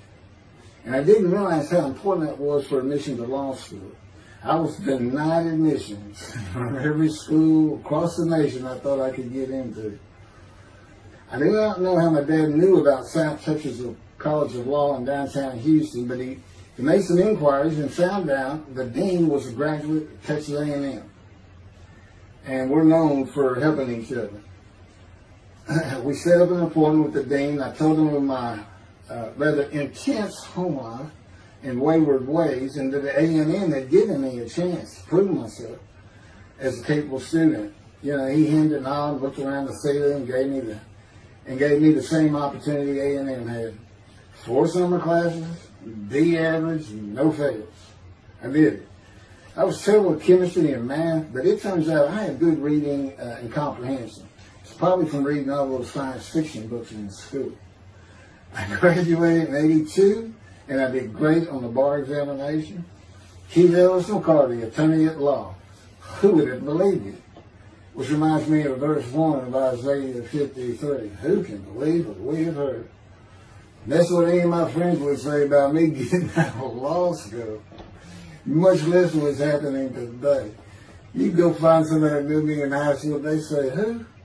Oh, that can't be true. Get out of here. I know him. Forget about it. Chapter 5. 27-year headache. I'm going to pick up with that on another video. And then that'll be it. Some general comments. 5 and 6. I'm not sure what 6 is. Yeah, 27-year headache. I'll go ahead and mention God in one of these accidents. And I won't say anything about the dog who took a hard left between my legs. Just about severed my knee. My leg. I won't mention that. Or hitting the big Swede on the track. Unbeknownst to me, my arm just took off. I wouldn't have hit him with my right arm. There are things he has shown me. And getting gut shot. Yeah, I think I would have figured out, you probably shouldn't be hanging out with this fellow anymore if you're going to be talking to his ex-girlfriend for a minute. Little things like that, he controls my perception. Little things like that in my life to make sure I am the man of Isaiah 53. If anybody thinks I'm going to back off saying that, they're wrong. I have been through too much. My whole life is dedicated to this time, the day of the Lord. As a matter of fact, what about my day? I said, what about my day? Well, he said, well, first of all, God's speaking with you and living with you. Most people say that's pretty good. I said, yeah. But anyway, here's something he promised me that he lets me check out all the time. And I'm going to put on the screen.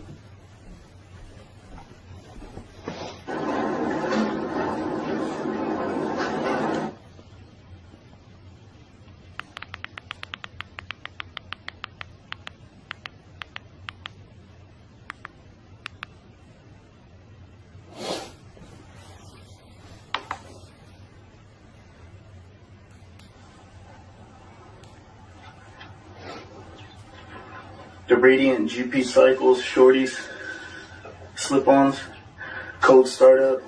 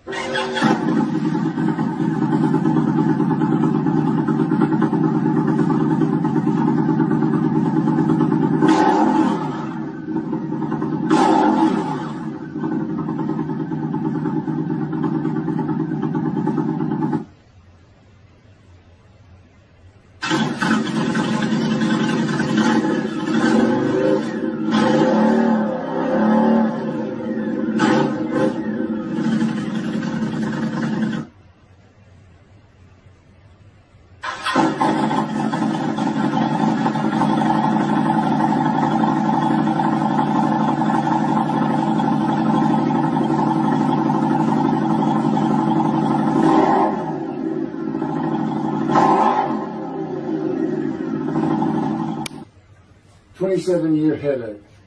Chapter 5 of the life of God's righteous servant of Isaiah 53. The same year I graduated from law school in 1982, my son Justin was born. In 1985, my daughter Brooke was born.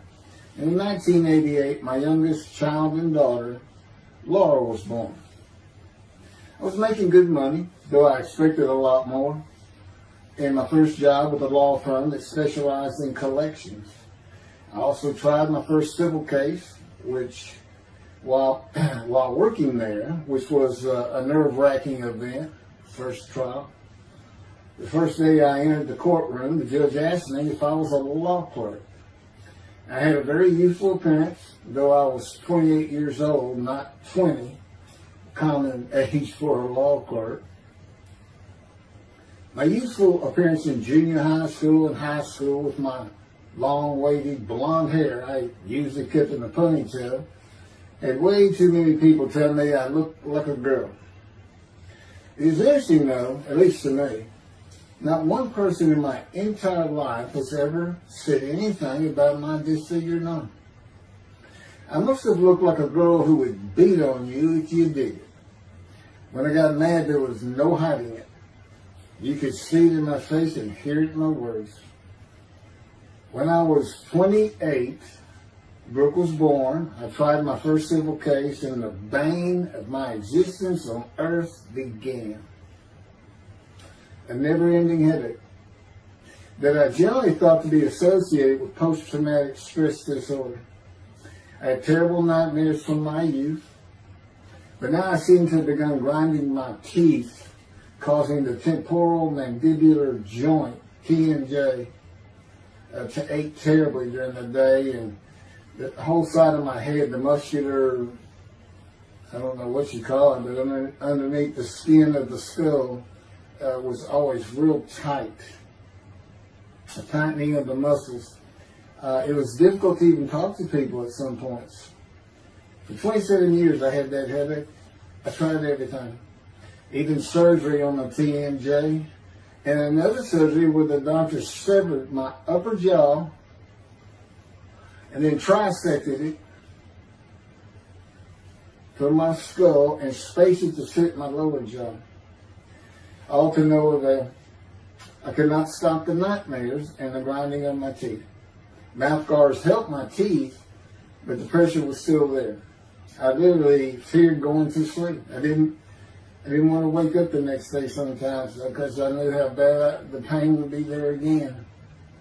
It completely ended my dream of being a trial lawyer. So I got an associate position in an oil and gas firm and began learning how to prepare title opinions for oil and gas companies on tracts of land they plan to drill on. Basically, a title opinion is you start from sovereignty, which is when the state granted the land to someone, usually great, large tracts of land, and from there you get parceled out and cut up, and I'd be chasing one small tract within a very large one almost 200 years ago in the early 1800s, and I would have to create genealogical charts of heirship, for people who died without a will, and they had to know who the family members were, and I got very good at it, and I really enjoyed it. I did a small towns throughout Texas, and into their courthouses where they would keep all the records of every transaction, of every piece of land in the county. But anyway, there's an awful lot to it. I do go into it in some detail in the book, but I'm not going to for this video.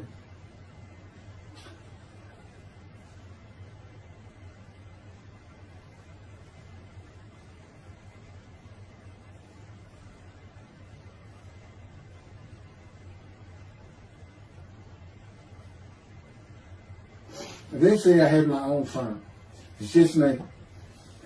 In my own office, and I was doing very well, though billing hours for title work is generally lower than other areas of the law, by the hour.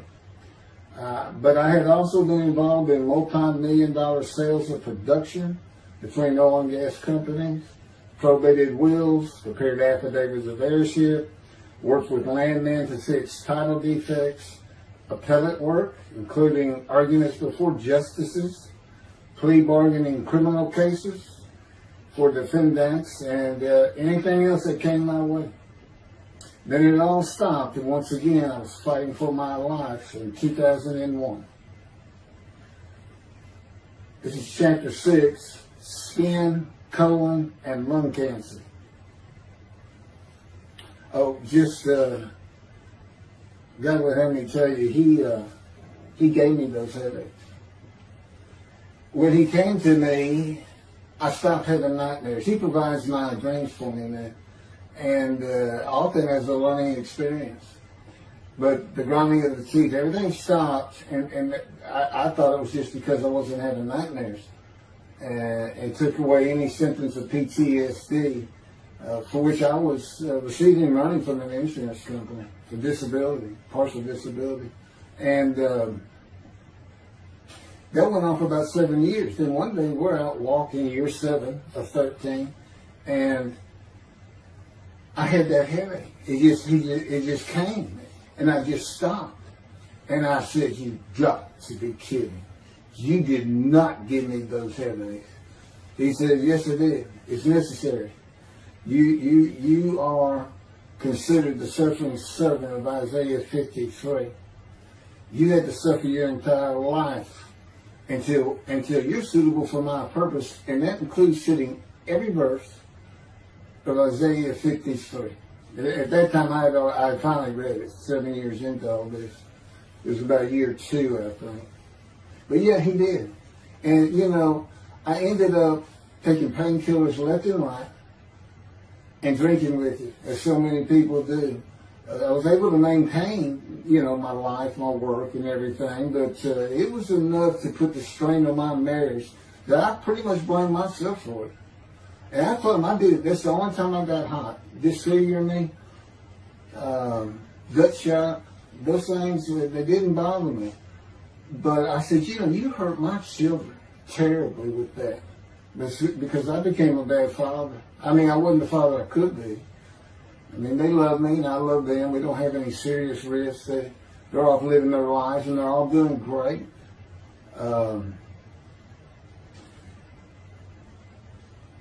But if they consider themselves anything, they're Christians. And although I don't think any of them are overtly religious, or that they're in church every Sunday or anything like that, but you know, when I started going to the conservative synagogue here in town, and I told them I was converting to be Jewish, they're pretty much just that. Just saying I would be a Jew, I guess. I'm not sure that I didn't believe in Jesus. It was probably more of it, God says. But really haven't talked to them much at all in 7 or 8 years. So, but anyway, so God gave me the headache just to make sure.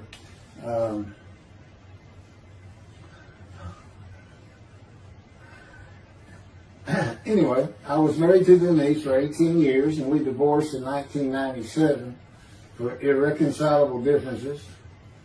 We agreed that she maintain custody of the children. The first to leave was Justin, and he came and lived with me. Then Brooke started getting in trouble, who is as tough as she is beautiful. Her mom's very difficult to get along with. Justin was a lot like me at his age. And trouble followed him everywhere he went. Like me, he was hard to talk to, and like me, his getting out of high school was a coin flip. He's doing great. He learned the oil and gas landman business, and I helped him out as much as I could, and friends of mine helped him out even a lot more. And he's very successful now. Married, no children. Laura's married, no children. She's got a great job. And Brooke is married with 2 children. I have 2 grandchildren. Long life, see his children. You'll see what I'm talking about, long life, when I get to lung cancer that God chose to crush me with. Something had to be done, and to make matters worse, Denise had met a man and they were going to get married. But he didn't want Brooke. to be part of their new family, or Justin for that matter. He wasn't going to go stay with them anyway. Now, I had 2 of the children, and she had 1, but all still in her custody according to the divorce decree. So anyway, I stopped paying child support on those 2, but had not gotten around to the proper revision of the divorce decree when I took Justin and Brooke with me to live on the Big Island, Hawaii. Laura came with us to visit for a month. This oversight on my part resulted in Denise and now her 3rd husband filing papers in divorce court for past child support for all 3 children, for the time I had begun paying her 1/3 of the original amount. I represented myself. I had 1 contempt of court and was locked up for a day, but I never had to pay that money. By verbal agreement, I sent Laura back exactly 1 month later. I could not leave her out, and I wanted her to see where her brother and sister would be living. They were all so close and protective of each other, and still are to this day. And she was so sad. One of the hardest and emotionally painful things I have ever done was put her on the plane back to Houston.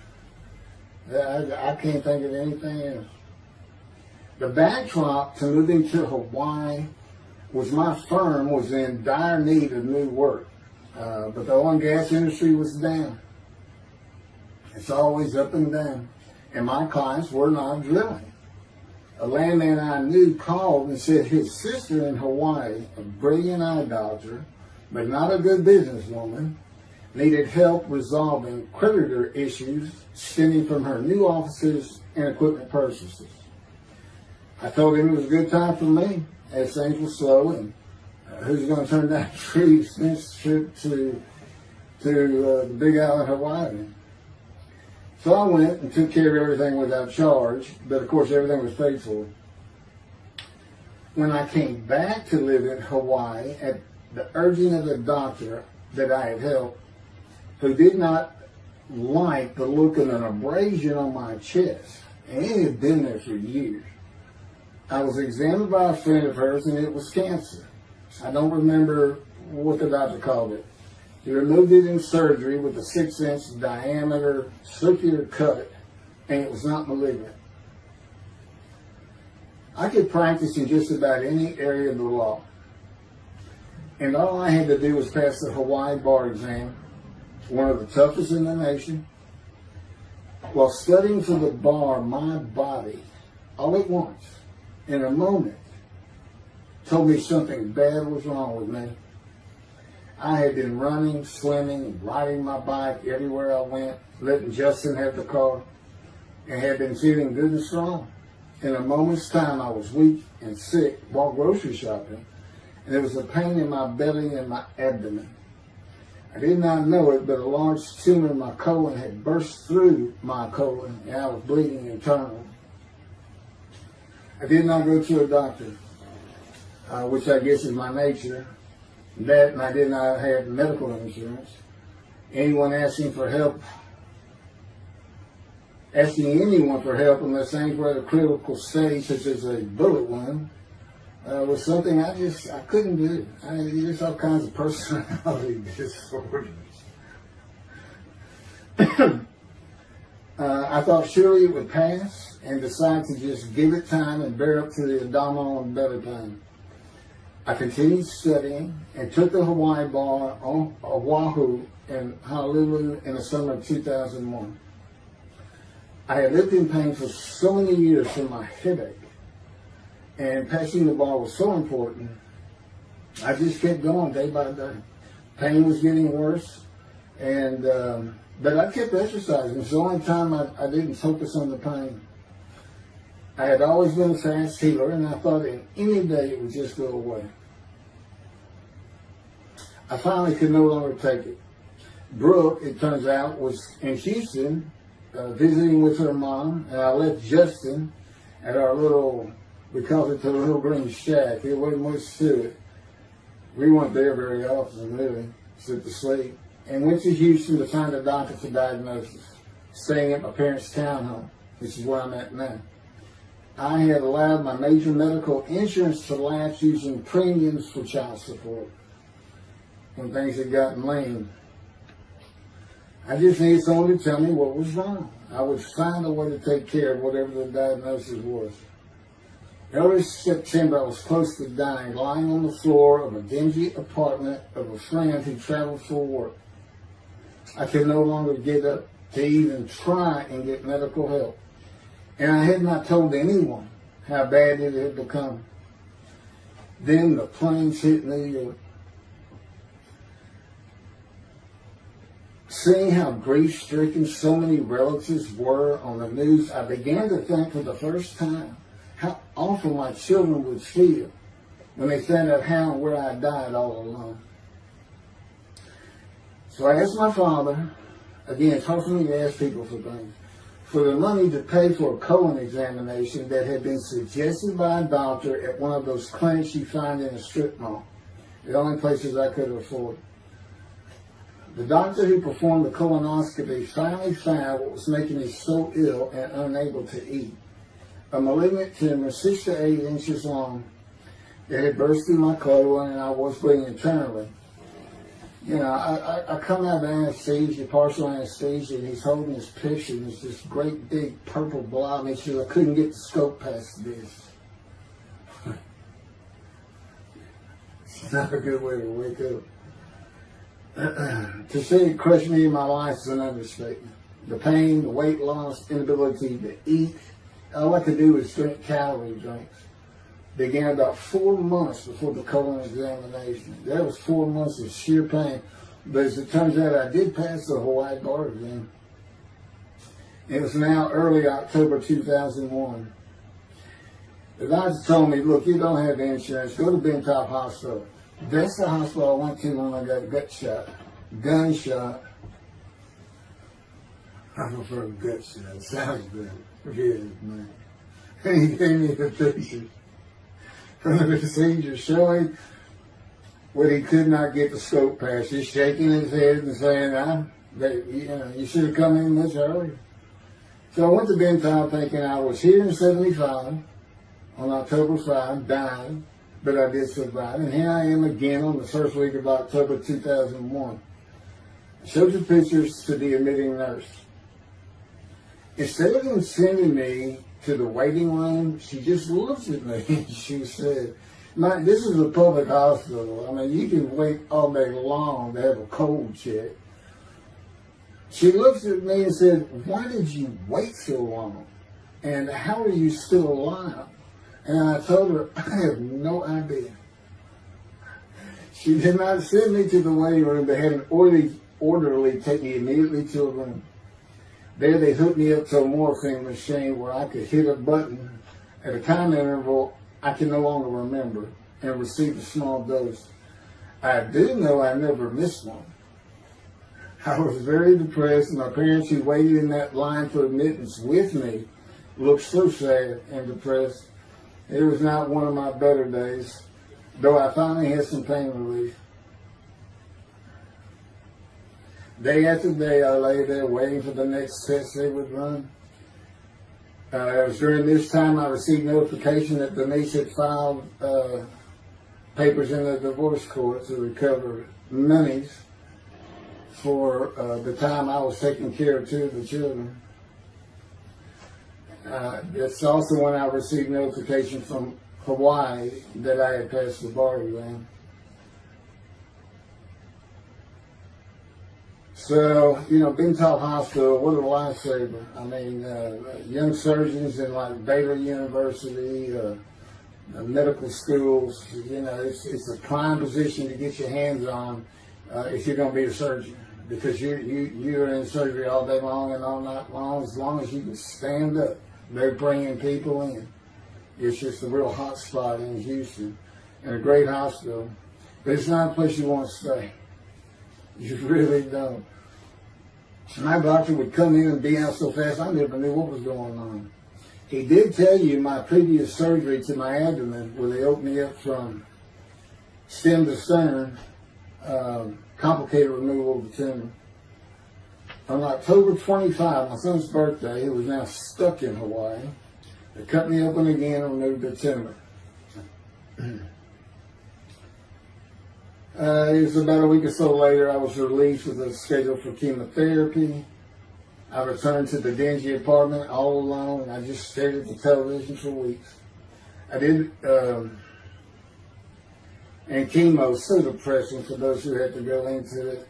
A small room with big chairs for about 20 people who all looked like death, including me.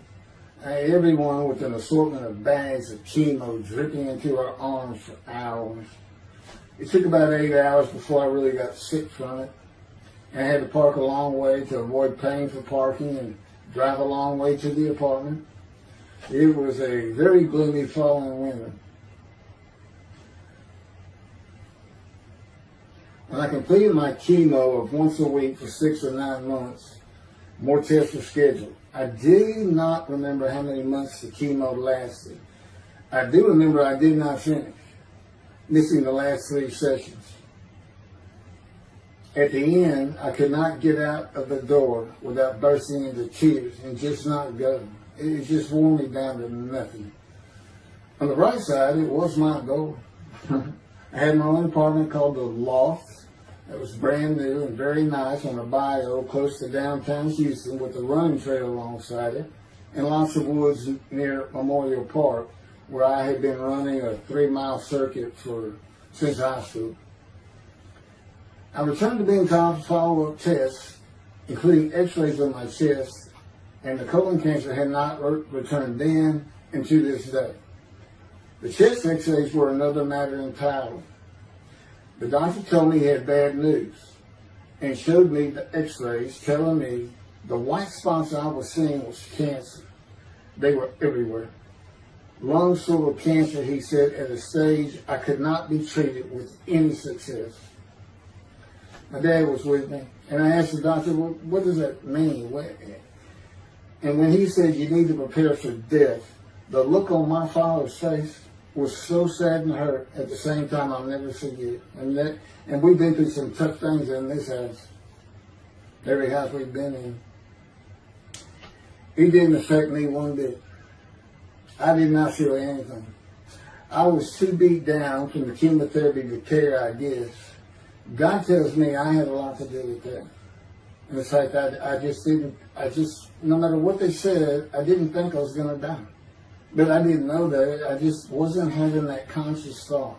And God says he had a lot to do with that. Of course, he hadn't spoken to me yet. I had never seen a doctor for cancer or any other ailment since that day. I had to get Justin home was all I thought about, but I needed money. I found an old client that needed a title pin for a drill site well. I struggled through that and got my boy back to Houston. And it was tough. I was so weak. And it had been so long since I really had done any title work. And just going to pick the work up and visiting with the client was a major to-do for me. But we got there and I got Justin home and he went to live with some childhood friends. This is now 2002 and going into 2003. I just walked all over the running trails in a 3-mile loop at Memorial Park and in the woods day after day. I didn't think about dying, but I did start. But I did not think about restarting my law practice either. I watched a lot of television and played video games.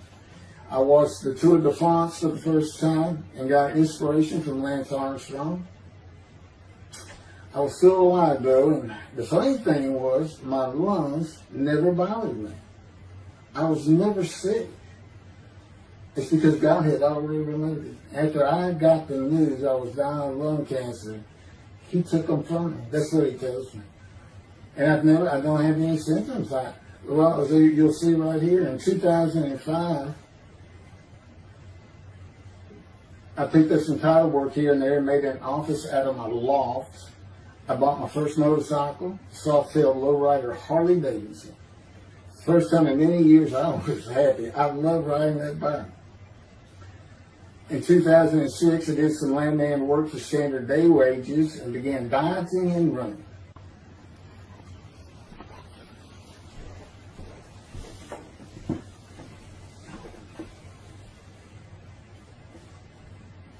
Once again, my camera only goes for 29 minutes and 59 seconds, and I'm going to back up just a little bit. In 2006, I did some land work for standard day wages and began dieting and running. I had never been a swimmer in terms of training for it. I love the water and swimming, but I never trained with laps of different paces and various distances. Mostly because I was so slow, because of my right arm. I was reaching an age, though, where endurance in my running was more important than speed. And so endurance swimming was too. In Hawaii, I had seen the athletes come to Kailua Kona, where we live and where the Ironman triathlon begins and ends. Matter of fact, my little green shack was just right on the route where they start. That was a fun week. And it was amazing watching the athletes train and prepare for the race. I would think to myself, a human being, the human body cannot do what they are doing. Yet they were and they did. It's just amazing. I decided to learn how to swim more efficiently and how to train for distance and endurance. Get a regular and triathlon bike and enter some triathlons. I was still alive and finding a direction and purpose in my life. Training every day for long periods of time. It really helped with my headache and I slept better. In 2007, I signed up for the March 30, 2008 Lone Star Half Iron Triathlon in Galveston, Texas, and the October 5, 2008 Longhorn Ironman 70.3 in Austin, Texas. You cover 70.3 miles, and you got to do it under 8 hours. And I did real well in the first one. As far as my time, it's 7 hours and a little bit, but I barely made it without disqualification in the one in Austin.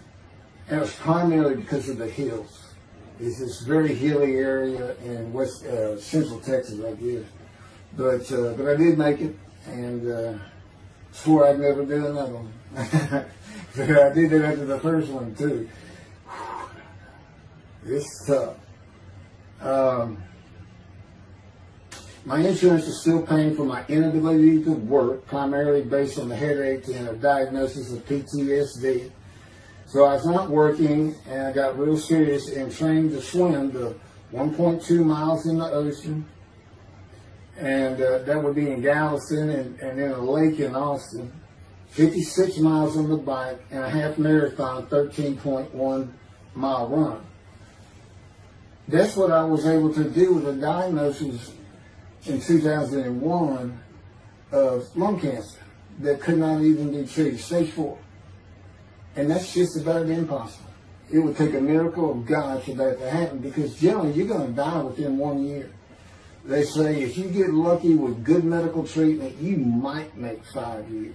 But 1 year is standard, if you can make it that long. That's my proof that I offered myself to guilt for God. Because you can't, it's not something provable. All you can do is show the results of that offer. And again, guilt's an emotion. I got way too many videos and everything to get too detailed on it. But that is the proof. You know, I got the colon cancer 20 years ago when the planes hit New York. And it was 2000. Oh, that was 2009, right. Too many things go through my mind when I start thinking about those cancer years. But God, He removed it. He had something for me to do, but that's verse 10. God chose to crush him with disease. And as I've mentioned, the reason He chose that is to show that I was blemished, defective, could not possibly be an offer for sacrifice, because He knew what the Gentiles were going to do.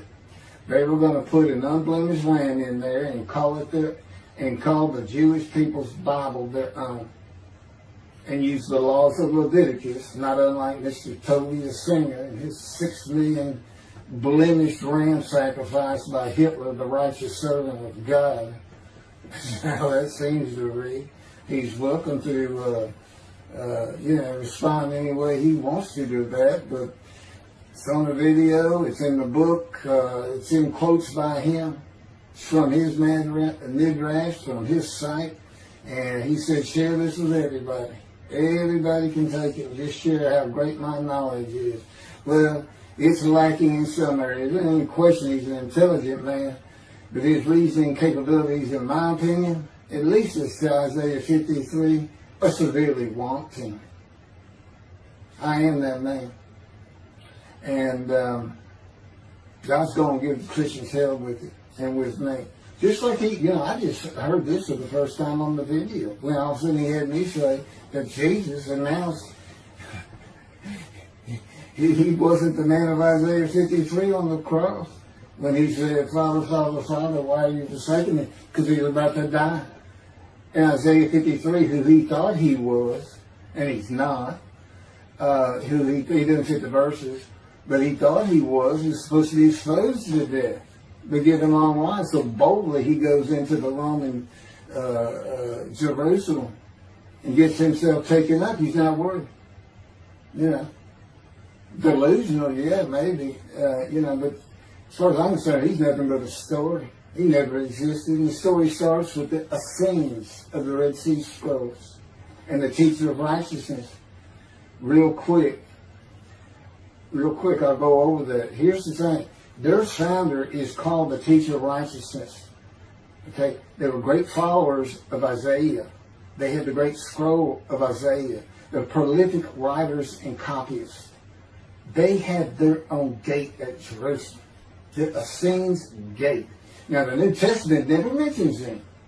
You got Pharisees, Sadducees, Essenes, but they never mention an Essene. And Jesus, quite frankly, would have been one of them. Because they embody who he is.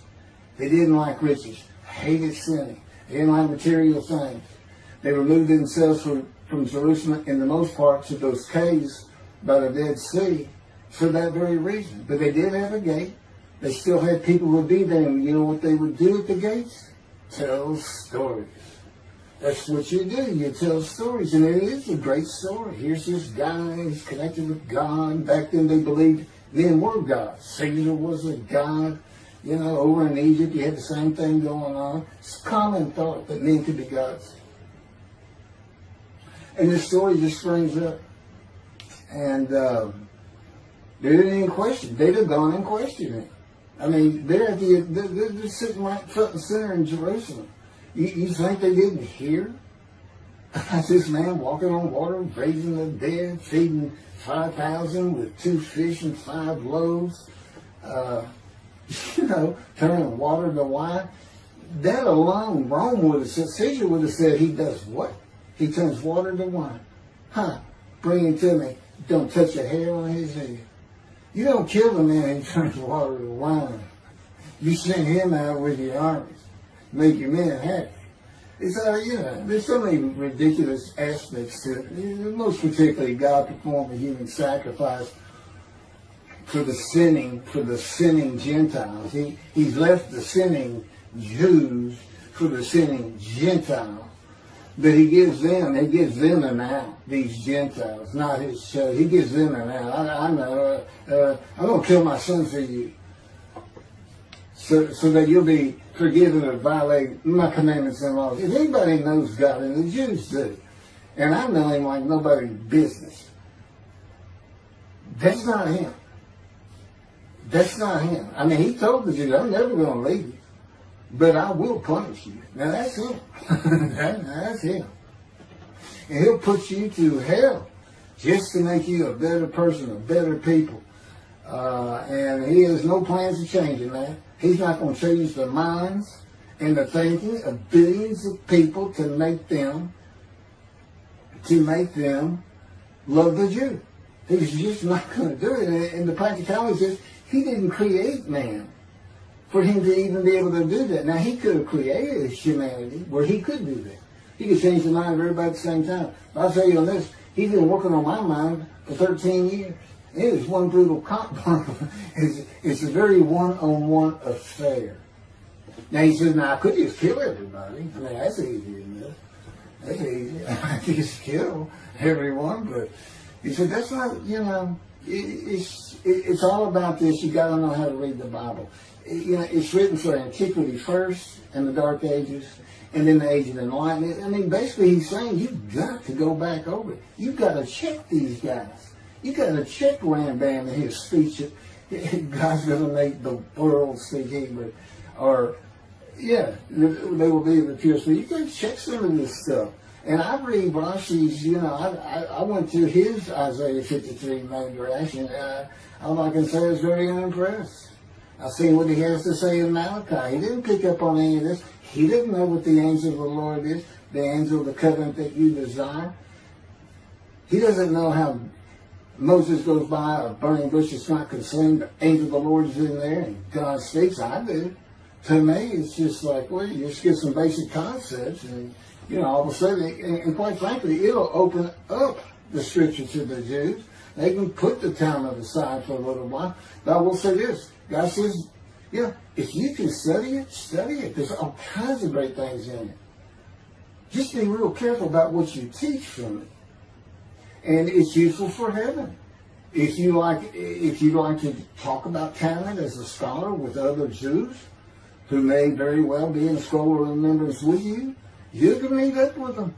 You'll see them in the meeting places, have them over to your room. Y'all can watch the new earth being created and the new peoples of God chosen, and watch the evolution of the chosen people.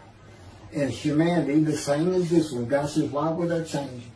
Why would I change it? When I did it, it was perfect. And you can tell Mr. Singer that the evolution that he's talking about, where all of a sudden the world's going to love the Jews, been going on for over 3,000 years, and it hadn't even. And today, anti-Semitism's up, and David is here. It's not going to happen. Thank you very much. I will be doing. Was that 5 and 6? Yeah, that was 5 and 6. Now the book picks up at chapter 7. It's on a video when God first speaks to me. And it's very interesting. And we'll still be putting some videos out. But I've pretty much covered all the major material. Everything from Isaiah 53, the day of the word, Lord. There's a few more things. And it's a better read than it is a video watch. But, for those who like to read. But it's covered very well in these videos. And now that I put in the personal part in, which is to show how I fit Isaiah 53, and you see the difference in my life. Now that's a life of suffering. That's a life of pain. That's a life of familiar with disease. They said, gee, when he died on the cross, he was scourged. He was scourged and this and that. Do you know how much he suffered in his life? I mean, he's not even in the conversation as a man of suffering. He's not in the conversation. Thousands and thousands and thousands of people died horrific deaths back then and by crucifixion. It's not the only one. This is descriptive of a man and his life. So you can find him, identify him. And what did he do? He never suffered. He was never sick, ever, until the last day of his life. 30 years old, he's got one baby under his belt of pain and suffering. To me, that's not, you're not even in the conversation. I mean, that's nothing. That's not even suffering. That's just, you had a bad death, sorry. You got whipped first. You got whipped. One gospel says that the scourging was an open-handed slap to the face. Now, the other three do say scourge. But then and then every movie you see, he's carrying that cross. He's all whooped up and bleeding, this and that. He carries the cross in one gospel only. In the other three, it's carried for him. And then he's on the cross, and what does he do? Father, Father, why are you forsaking me? And then the gospel says, one of them, and then he gave up the ghost. He gave up and died. I laid in the back of the ambulance for 8 hours, doing everything I could in my power to stay alive. Just gave up the ghost. There's another video where we make that a little bit more humorous. Anyway, thank you for listening, and I guess that's it. Thank you.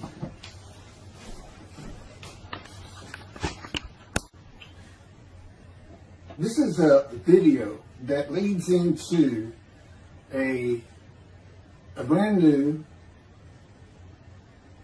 very distinct, not heard from before, commentary on Isaiah 53, which begins actually in Isaiah 52. It's comprised of 7 videos I have put together in the last month or so. And I'm just putting them all together with a lead-in video explaining these things and why it's so new, novel, and has such a different view of the scripture from that which Judaism teaches regarding a Messianic era when David comes, the descendant of David. They often refer to him as King Moshiach. Moshiach means the anointed one. And you'll get the idea from the title of this video real quick. God speaks to an atheist. And it began like this. The doctors who gave me 1 month to live from lung cancer in 2002 that developed from my colon cancer metastasizing would have been surprised that I was still alive, to say the least. I had stopped thinking about the lung cancer years before. The white spots in the x-rays that filled my lungs, like the stars in the night, did not inhibit my breathing or slow me down in any way. At this point in time, I'm training for my first triathlon. And I didn't start small. I did a half Ironman. It's 1.2 miles swimming in an ocean, 55-mile bike ride, and half marathon, 13 miles.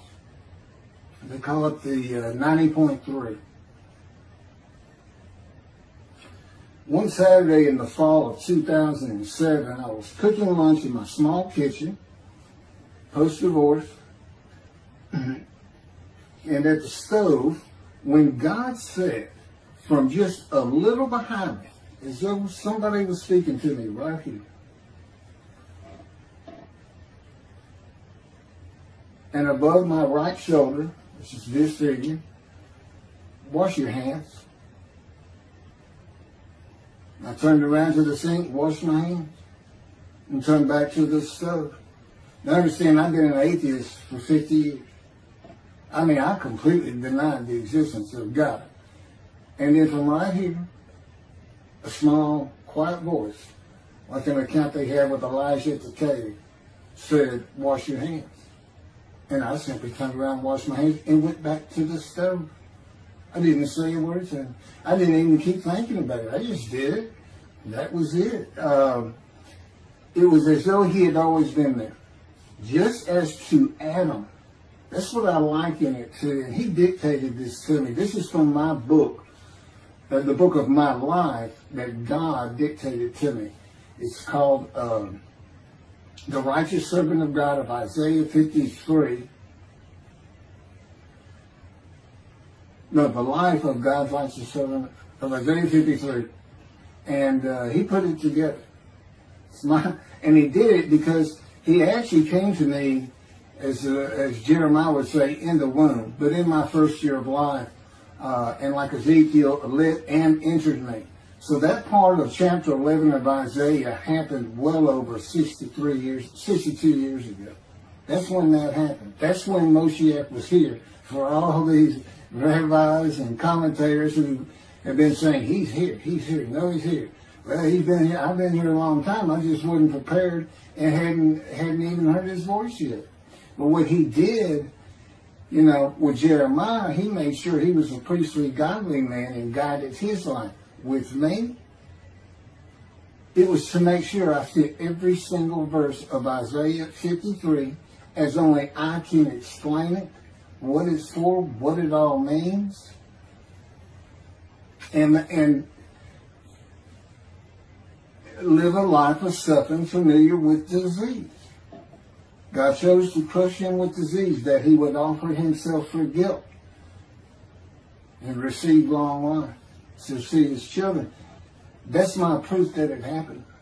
They told me 20 years ago, we can't treat this lung cancer. It's too advanced. You're going to die. And you're going to die real soon. You need to prepare for it. And it did crush my life. I stopped working. I just kept waiting to die. And I didn't die now. I'm training at this point in 2007. I'm training for a triathlon. I finally said the heck with it all. And that's the proof. Crushed with disease, exposed to death. That's in verse 12. Exposed to death. And here I am, 20 years later, still going. Haven't seen a doctor since. Never received any treatment, which is unheard of with lung cancer. And I had colon cancer before that, and I had skin cancer. I'm a man familiar with disease, that God chose to crush the disease. And these 7 videos put together as one, obviously I wouldn't ask or won't, and I couldn't do it, to listen to them all at one time. But I know you can mark your spots and everything. But it was spread out in 7 different videos, and I thought, well, the next video I'll do, I'll have a preamble to it and explain. This is not fooling around. Once you learn my version, which comes from God, of when Moshiach comes, the day of the Lord, which is left out of the Messianic era. But if you ignore me, God says, as my role as Elijah, God says, when he does return to his temple suddenly, it's going to be with, and it's not there, it's going to be with utter destruction to the land. Okay, all this is explained, so I'm not going to keep going in detail and carry on with God first speaking to me, but it was as what Adam would have felt like. This is natural. I mean, to him, you know, having somebody speaking to him from above him, from up here, from within him, it's perfectly natural. And he wouldn't be falling down in reverence and I'm not worthy and all that. It would just be, this person's always talking to me and telling me what to do. The fact that he doesn't see him wouldn't probably enter into his mind. This, you know, that's just the natural order of the world for Adam and me. Particularly today, 13 years later. Still in God's final refinement, preparing me. And now we have the books, they're unpublished. Jewish publisher, Christian publishers, I dare not even send it to them. Because how harsh I am on Jesus Christ. It said he was the man of Isaiah 53. And it's because of him I had to get crushed with cancer. That's what that's all about. God doesn't have to crush you to make you offer yourself for guilt.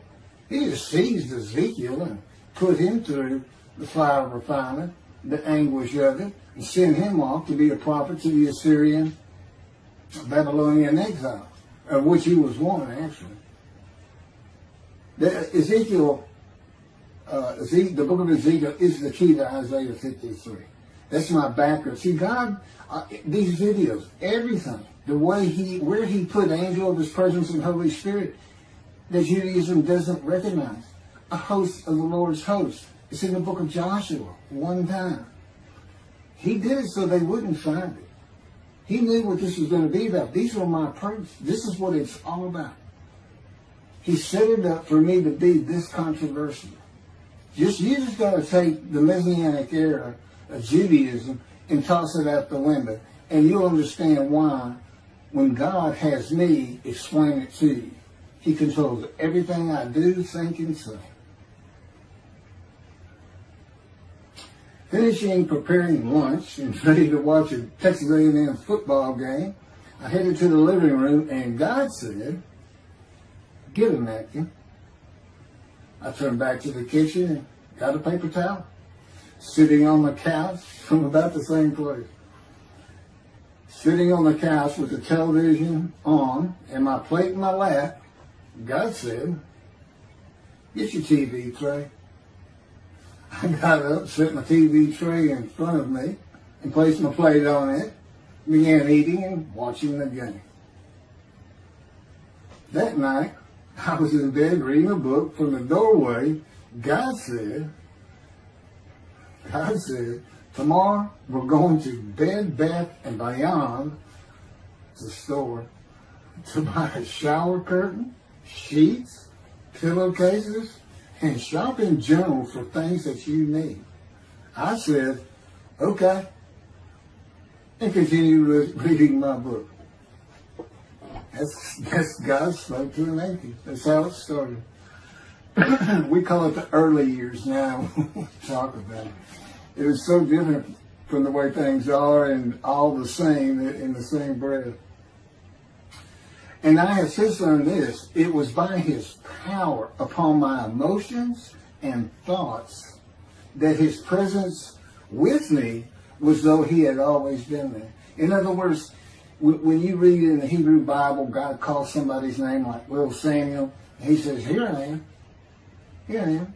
Now there's some accounts of people falling to the ground, but he can put a silent knowing to you. He can put knowledge within you, your mind, where you never hear a word from him. In other words, put into your mind the God of all creation is about to speak to you. And he doesn't have to say, stay calm. He controls emotions. He told me, Keith, I created emotion. And there's nothing I can't do with yours, and believe me, it's been proven to me. I'm not going to get into all that. And then this story goes on. It turns out he had been like Jeremiah from the womb. Let me pass by that. I've never been affiliated with any church or synagogue. I've never had any teaching from yeshiva or seminary. Throughout my life, I did not. Let's put it this way. I was the actual opposite of Jesus Christ. Actual opposite. I'm a sinner. You know, I mean, he took me back. He said, look, because I said, well, I wasn't that bad of a sinner. I was. He said, spill it. Here we go off in vision like the story of Scrooge and the Ghost of Christmas Past. I said, I started getting smart with him. This is us talking friend to friend. I can talk to him like he's just a buddy sometimes. There is a line I know not to cross. I said, why would you call that a sin? Why is that a sin? He said, Keith, it's a sin. You lied. I said, yeah, but if I didn't lie, I was going to jail. He said, well, that don't make it good. I said, well, which comes first? Going to saving yourself? Or lying? And so what? I didn't believe in you anyway. I wasn't worried about going to hell either. It's just, I didn't think about those things. He tells me, man, I didn't let you. That's why I was with you from the get-go. He wanted me to be fresh. No preordained, settled in thoughts and beliefs on anything. And of course, I grew up in Texas for the most part, so it would have been Christianity. I didn't associate with anybody who was religious. I didn't even know what the term Jesus meant. I didn't even know that Jesus died for my sins, supposedly, under their theology. And I didn't know that there was a problem between Judaism and Christianity. Jews and Christians. I didn't know that. I had plenty of Jewish friends. You know, I was in the late 60s, 70s, my formative, going into my teen years, and, you know, he treated everybody as an equal. I never thought about it. Including African Americans, who in my day, we just said blacks. I guess that doesn't go anymore. But had great friends of all kinds. My best friend, I didn't even know he was Jewish until I saw him on Facebook 40 years later. But anyway, let me jump ahead. Okay, this is how God communicates with mankind. This is what the prophets are all about. It's not just Ezekiel, a spirit lit and entered into me. At that moment, God was speaking. And then he says, at that moment, a spirit entered into me, and then I could hear God's words. So he's saying, and that means God is in the spirits. And it's just imagine the presence of God is his mind, and it is composed of elements of the unseen realm that we can't understand, and spirit he created, and the angel of the Spirit, the Holy Spirit, he created. But that's completely different elements. His presence is different from God's presence. But they're like big clouds. And they can float together and be as one cloud. Okay, that cloud is what descends upon you. They are within me and without me. If you, this audience, was in a room with me, they would envelop you all around you. You'd be in the presence of God. The difference with me in that room is that that cloud engulfs me, flows through. It's within and without me, as though there's no break because of my physical structure. My little spirit is a little cloud that also drifted in. That's what it is.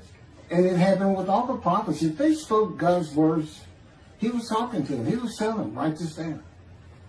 Write this down. All these 20 books or so, the books of the prophets. Ezekiel, write this down. You gotta set this up. Jeremiah, write this down. See, your time is coming. Well, that's the time in Malachi. It all comes together, and you'll find it in all these videos.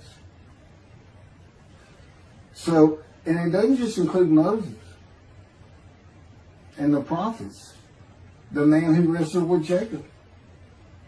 Jacob says he wrestled with a man in divine beings. Well, you know, Judaism doesn't acknowledge the Holy Spirit as the person, which is beyond belief, because there's so many references that this is clearly a person, the angel of his presence. But it's just God going to a man saying, hey, wake up, I'm the God of this land. See this man over here sleeping? His name's Jacob. He's got his head on a rock. Go jump on him and start wrestling. Don't worry about it. I'm gonna orchestrate the whole thing. You'll be fine. And the guy would have said, here I am, let's go. That's how he does. That was, and Judaism says the man in divine beings is an angel. No, he's not. That'd be like saying, I'm an angel. And you wouldn't want to say that. Well, you wouldn't want to say it to me before he came to me, because that made me mad. But I had a hell of a temper, just like Moses did, and like Ezekiel did. And God knows how to knock it out of you, to where you smile and laugh a lot. Because I never used to. Now, well, you got to read the book, and you'll get it. You'll get it. And I'm just, you know, just like a lot of people, I've been through too much, hurt too much, suffered too much to have any thought that there's anybody upstairs, you know, who cares about me. It's just don't even mention his name around me. We're either gonna fight or I'm leaving for you, and you'll never see me again. Don't do that, because it just makes me angry. All that's gone, by the way. Lots of stories on that. Oh, and the Spirit speaks. He's got his own personality. He's angelic. He has a very childlike voice. And he's just nothing but a ball of humor. He didn't have me say he's the greatest comedian of all times of the universe. And he's just a joy to talk to him. And he has the smarts of God, as he tells me. But I have instant communication with him. I have instant communication with God. It's like there's three persons in my mind. This one cloud is three clouds. It's two spirits in the elements of God's mind. And slow process of 13 years, and it's 13 years of, and this is from Isaiah 53, punishment, wounding, chastisement, maltreatment, crushing, bruising, and I'm telling you, he's relentless. These are the stories, and I have a lot more once I get to Israel, and I have full confidence God's going to get it done. That's one thing I don't worry about. 13 years, a year and a half of trying to get books published, denied by everybody who even bothered to answer me, because it's just so different. And it can only go to Jewish publishers, and it's just like, well, this isn't the stuff we believe, and it sounds like he's saying it's him, and this and that. Well, I was. God said I made sure I didn't get them published. I wanted to do the videos first. You see, I'm not on the executive committee. I don't know what's going on 99% of the time. I don't know what I'm going to have for dinner. I no longer have self-will. I can't ask him for anything. There's all kinds of reasons for that, such as, you know, if one of my kids gets sick and he doesn't heal them up, you know, cancer or something, Am I going to be disappointed? Am I going to be hurt? The answer is no. He's trained me too well to even bother asking him. If he's going to do it, he's going to do it. I know he has the knowledge, and he's right here with me. So, it's a long, detailed process. I know things from his perspective. This is another reason the Messianic era is not going to happen. And it comes out in these films. But the Holy Spirit, the angel of his presence, we're friends. God says, I can't be friends with human beings. I said, well, we're friendly with each other. He said, yes, that's right. I said, I Googled this, and technically you are my friend. He said, well, I know, but I just don't acknowledge you. I said, why? He said, because I'm God. That's the way I am. I get to do whatever I want. Now, he's just messing with me. It's just like having a friend. Of course, it's a true statement. He can do whatever he wants. But he's pretty stately and regal. But, again, we live together. I've lived with him for 13 years now. And it's never going to end until I die. I wouldn't even know what to do. He said, if I let you, you're going to fall down dead. You're not supposed to be alive. I keep you alive. So I took that cancer from you, but I just put it back in it. You do something that makes me want to leave. I said, well, what am I going to do? No self-will. To an extent, no self-thought. And I told him, I'm not even a human being anymore. He said, well, what are you? I said, I don't know. I'm man and divine beings, but I'm not a human. I don't have self-will. That's what distinguishes the human being from the animal. He said, but I'm being the human for you. I'm providing your self-will. So you do, in a way, have it. So you're still a human being. I said, well, I'm dead. He said, why are you dead? I said, because it's like my brain's not connected to my spirit anymore. It's like you're sending all the information in. And that's about heaven. I haven't lived the existence in heaven as to my thoughts, because in heaven you won't have a mind. The heaven for the Jewish people only, I might add. You won't have a mind. God's got to provide it for you. He's got to be you for you as a completely new and different creature. It's still you. It's a very amazing story on how that does. And I'm taught all these things and literally experience them, not only in the real, but in visions. I've had more visions than, you count every single vision in the Hebrew Bible and the New Testament. I've had easily double that. And I'm a walking visual. God's communication, and this actually shows up in the story of Moses. He won't let me tell right now. But he puts images in your mind. Instead of saying a sentence, you get something in your mind, a picture. Anyway, I call it visuals. And you can be wide awake for those. And I can be in vision wide awake. Okay, so we finished our shopping. Shower curtains and everything. And God said, let's go to the bookstore and get you a Tanakh. To which I replied, well, what's a Tanakh? I didn't Hebrew Bible, okay. Well, I know the Holy Bible, the New Testament and Old Testament. And on we go. I'm starting to learn for the first time. At Barnes and Nobles, we looked at all the Hebrew Bibles and purchased the Jewish Publication Society's Tanakh, the Holy Scriptures, which is a translation that began in 1956. It was published in 85. Then he spent 30 years on the Leningrad Codex, the oldest Hebrew Bible in existence. They started from scratch. I hear these rabbis and people saying, well, I know what these translations are, this and that, and this, and God says, just go with the JPS. They hit it right just about every single time. I've only found one thing that I don't understand how they missed it. But it's in 53. This is the 1985 edition. That's the best translation you can get out there. And I don't just hear God speak to me. His presence is heavy. And I'm also, it says he pinned Ezekiel's arms behind his back with his cords of power. And by his cords of power, Ezekiel could not leave his house. That's in Isaiah 53. He took him from the land of the living. Took him from society. The man of Isaiah 53 lives, so he's taken from society, but that doesn't, from the land of the living, that doesn't mean he died. And there's no crucifixion in 53. So You start to see how Ezekiel is so important in this.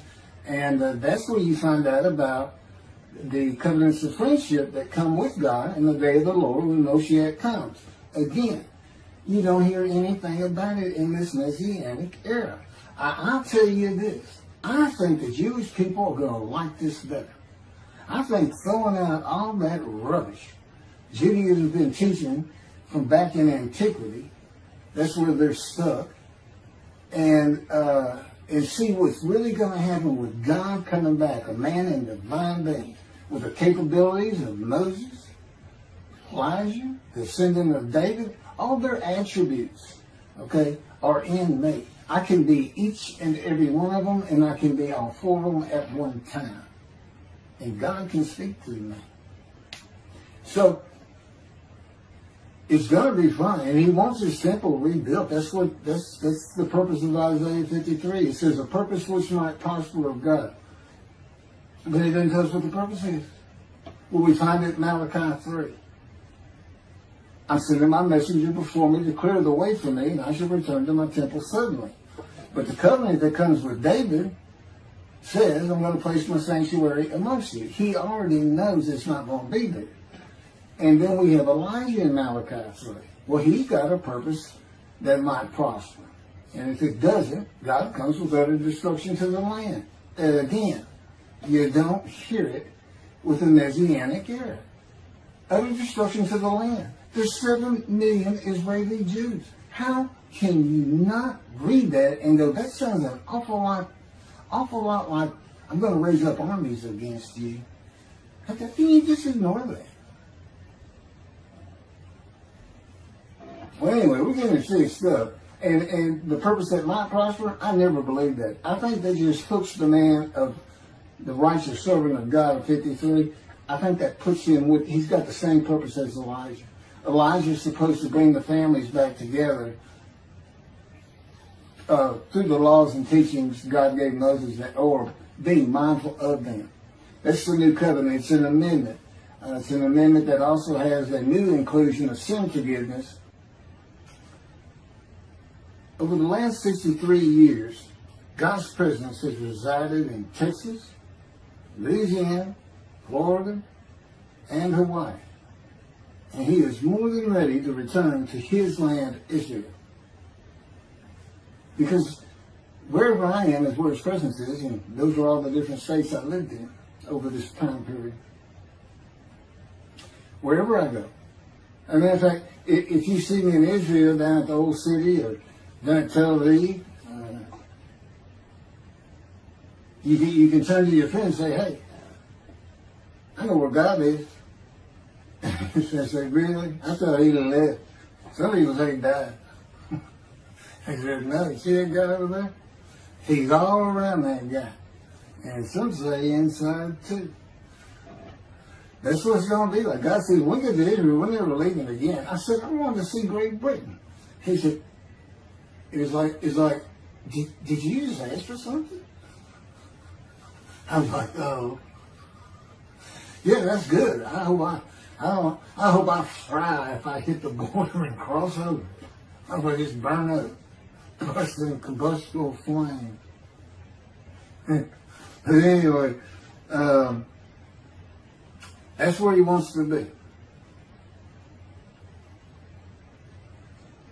And I'm sure he's going to get there. This purpose that might prosper, again, I think it just shows the purpose of the righteous servant and a purpose of Elijah. Because he knew I was going to be teaching. There's only, in the day of the Lord, as you would imagine, he wants to have all the prophecies fulfilled, be done with the prophecies. And there's only a handful, 4 men to come that we've never seen. The descendant of David, prophet like Moses, Elijah, and of course the righteous servant. We only have one description. Even the sages knew you got to have a description of the descendant of David. It's Isaiah 53. They called him in the Babylonian Talmud the leper scholar. You'll see me referencing it on just about every video. In other words, I'm saying, look, it's not Jesus, it's not the people Israel is taught today. It's this guy from the Talmud that just hadn't come yet. You just didn't know, didn't have a man that fit the description. Well, you do now. And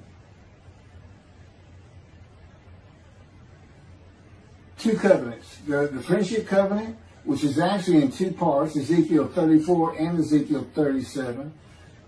One part of which is, I'm going to put my sanctuary amongst my people.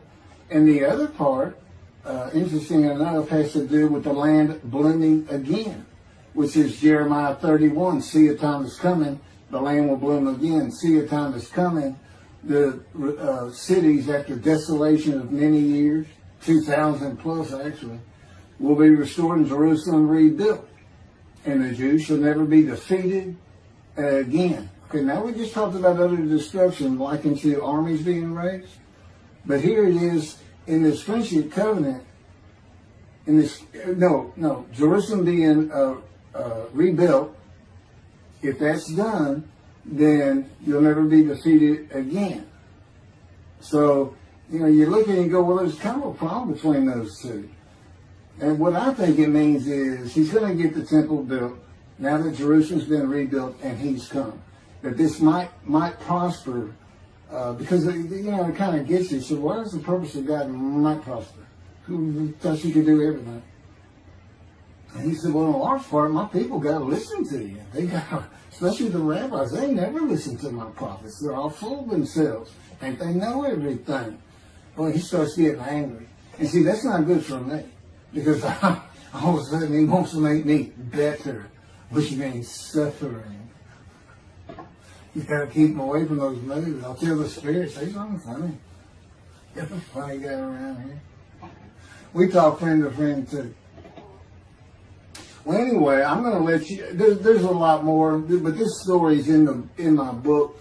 Hopefully, after spending time and understanding who I am, that this is here. It's happening. I don't care what the rabbis think or say. Look, I'm a prophet of God. I'm a man in divine things. If I say something contrary to what they think and say and believe, they're wrong automatically. It's a given because God is someone telling me all these things. It's His book. They're wrong automatically. And He is livid that I'm having this problem with Isaiah 53 being the people Israel. Well, it's in the videos, but you ought to see the arguments they really put back before that for Isaiah 53:10 and other verses.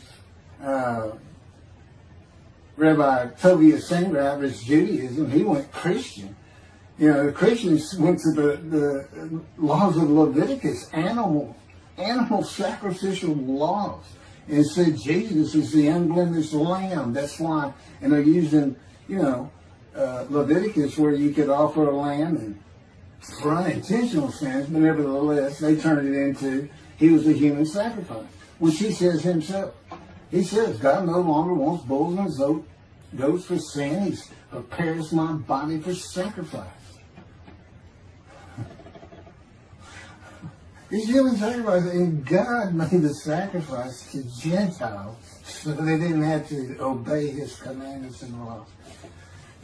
From an atheist who comes in with no religious background, I read that and I look up face to face with God wherever He is at that moment. And I say, you got to be kidding me. People believe this? He said about 2 billion right now. He said, I'm not going to bother trying to tell you how many there's been in 2,000 years. God made a human sacrifice to me so I can go to heaven and I can go kill somebody if I want to. I can go rough, I can go beat my wife and my kids. I accept Jesus again. God was teaching me the New Testament, and this guy at one of these mega churches came up to me and says, if you do accept Jesus Christ, you're not just forgiven of all sins that you have committed. You're forgiven of every sin you're going to do in the future. I said, really? He said, yes, really. He said, Jesus knows you're going to do it, and He already forgave you. I said, what? Okay. So, if you're a Christian, you can just sin all the time, because Jesus knew you were going to do it. I hadn't actually heard that taught, but that's the effect of it. Okay. This year in Jerusalem. Enjoy the books. Don't try to listen to the video. Don't try to watch them all at one time. But what I did is I put them together for you in the order they should be. And I just thought it'd be easier. And we're kind of coming to the end of our videotaping for a little while, it seems like. Again, I'm not on the executive committee with God and His Spirit. I never really know what we're going to do next. And the books are at keithmccarty.wordpress.com. You can find that on my YouTube channel.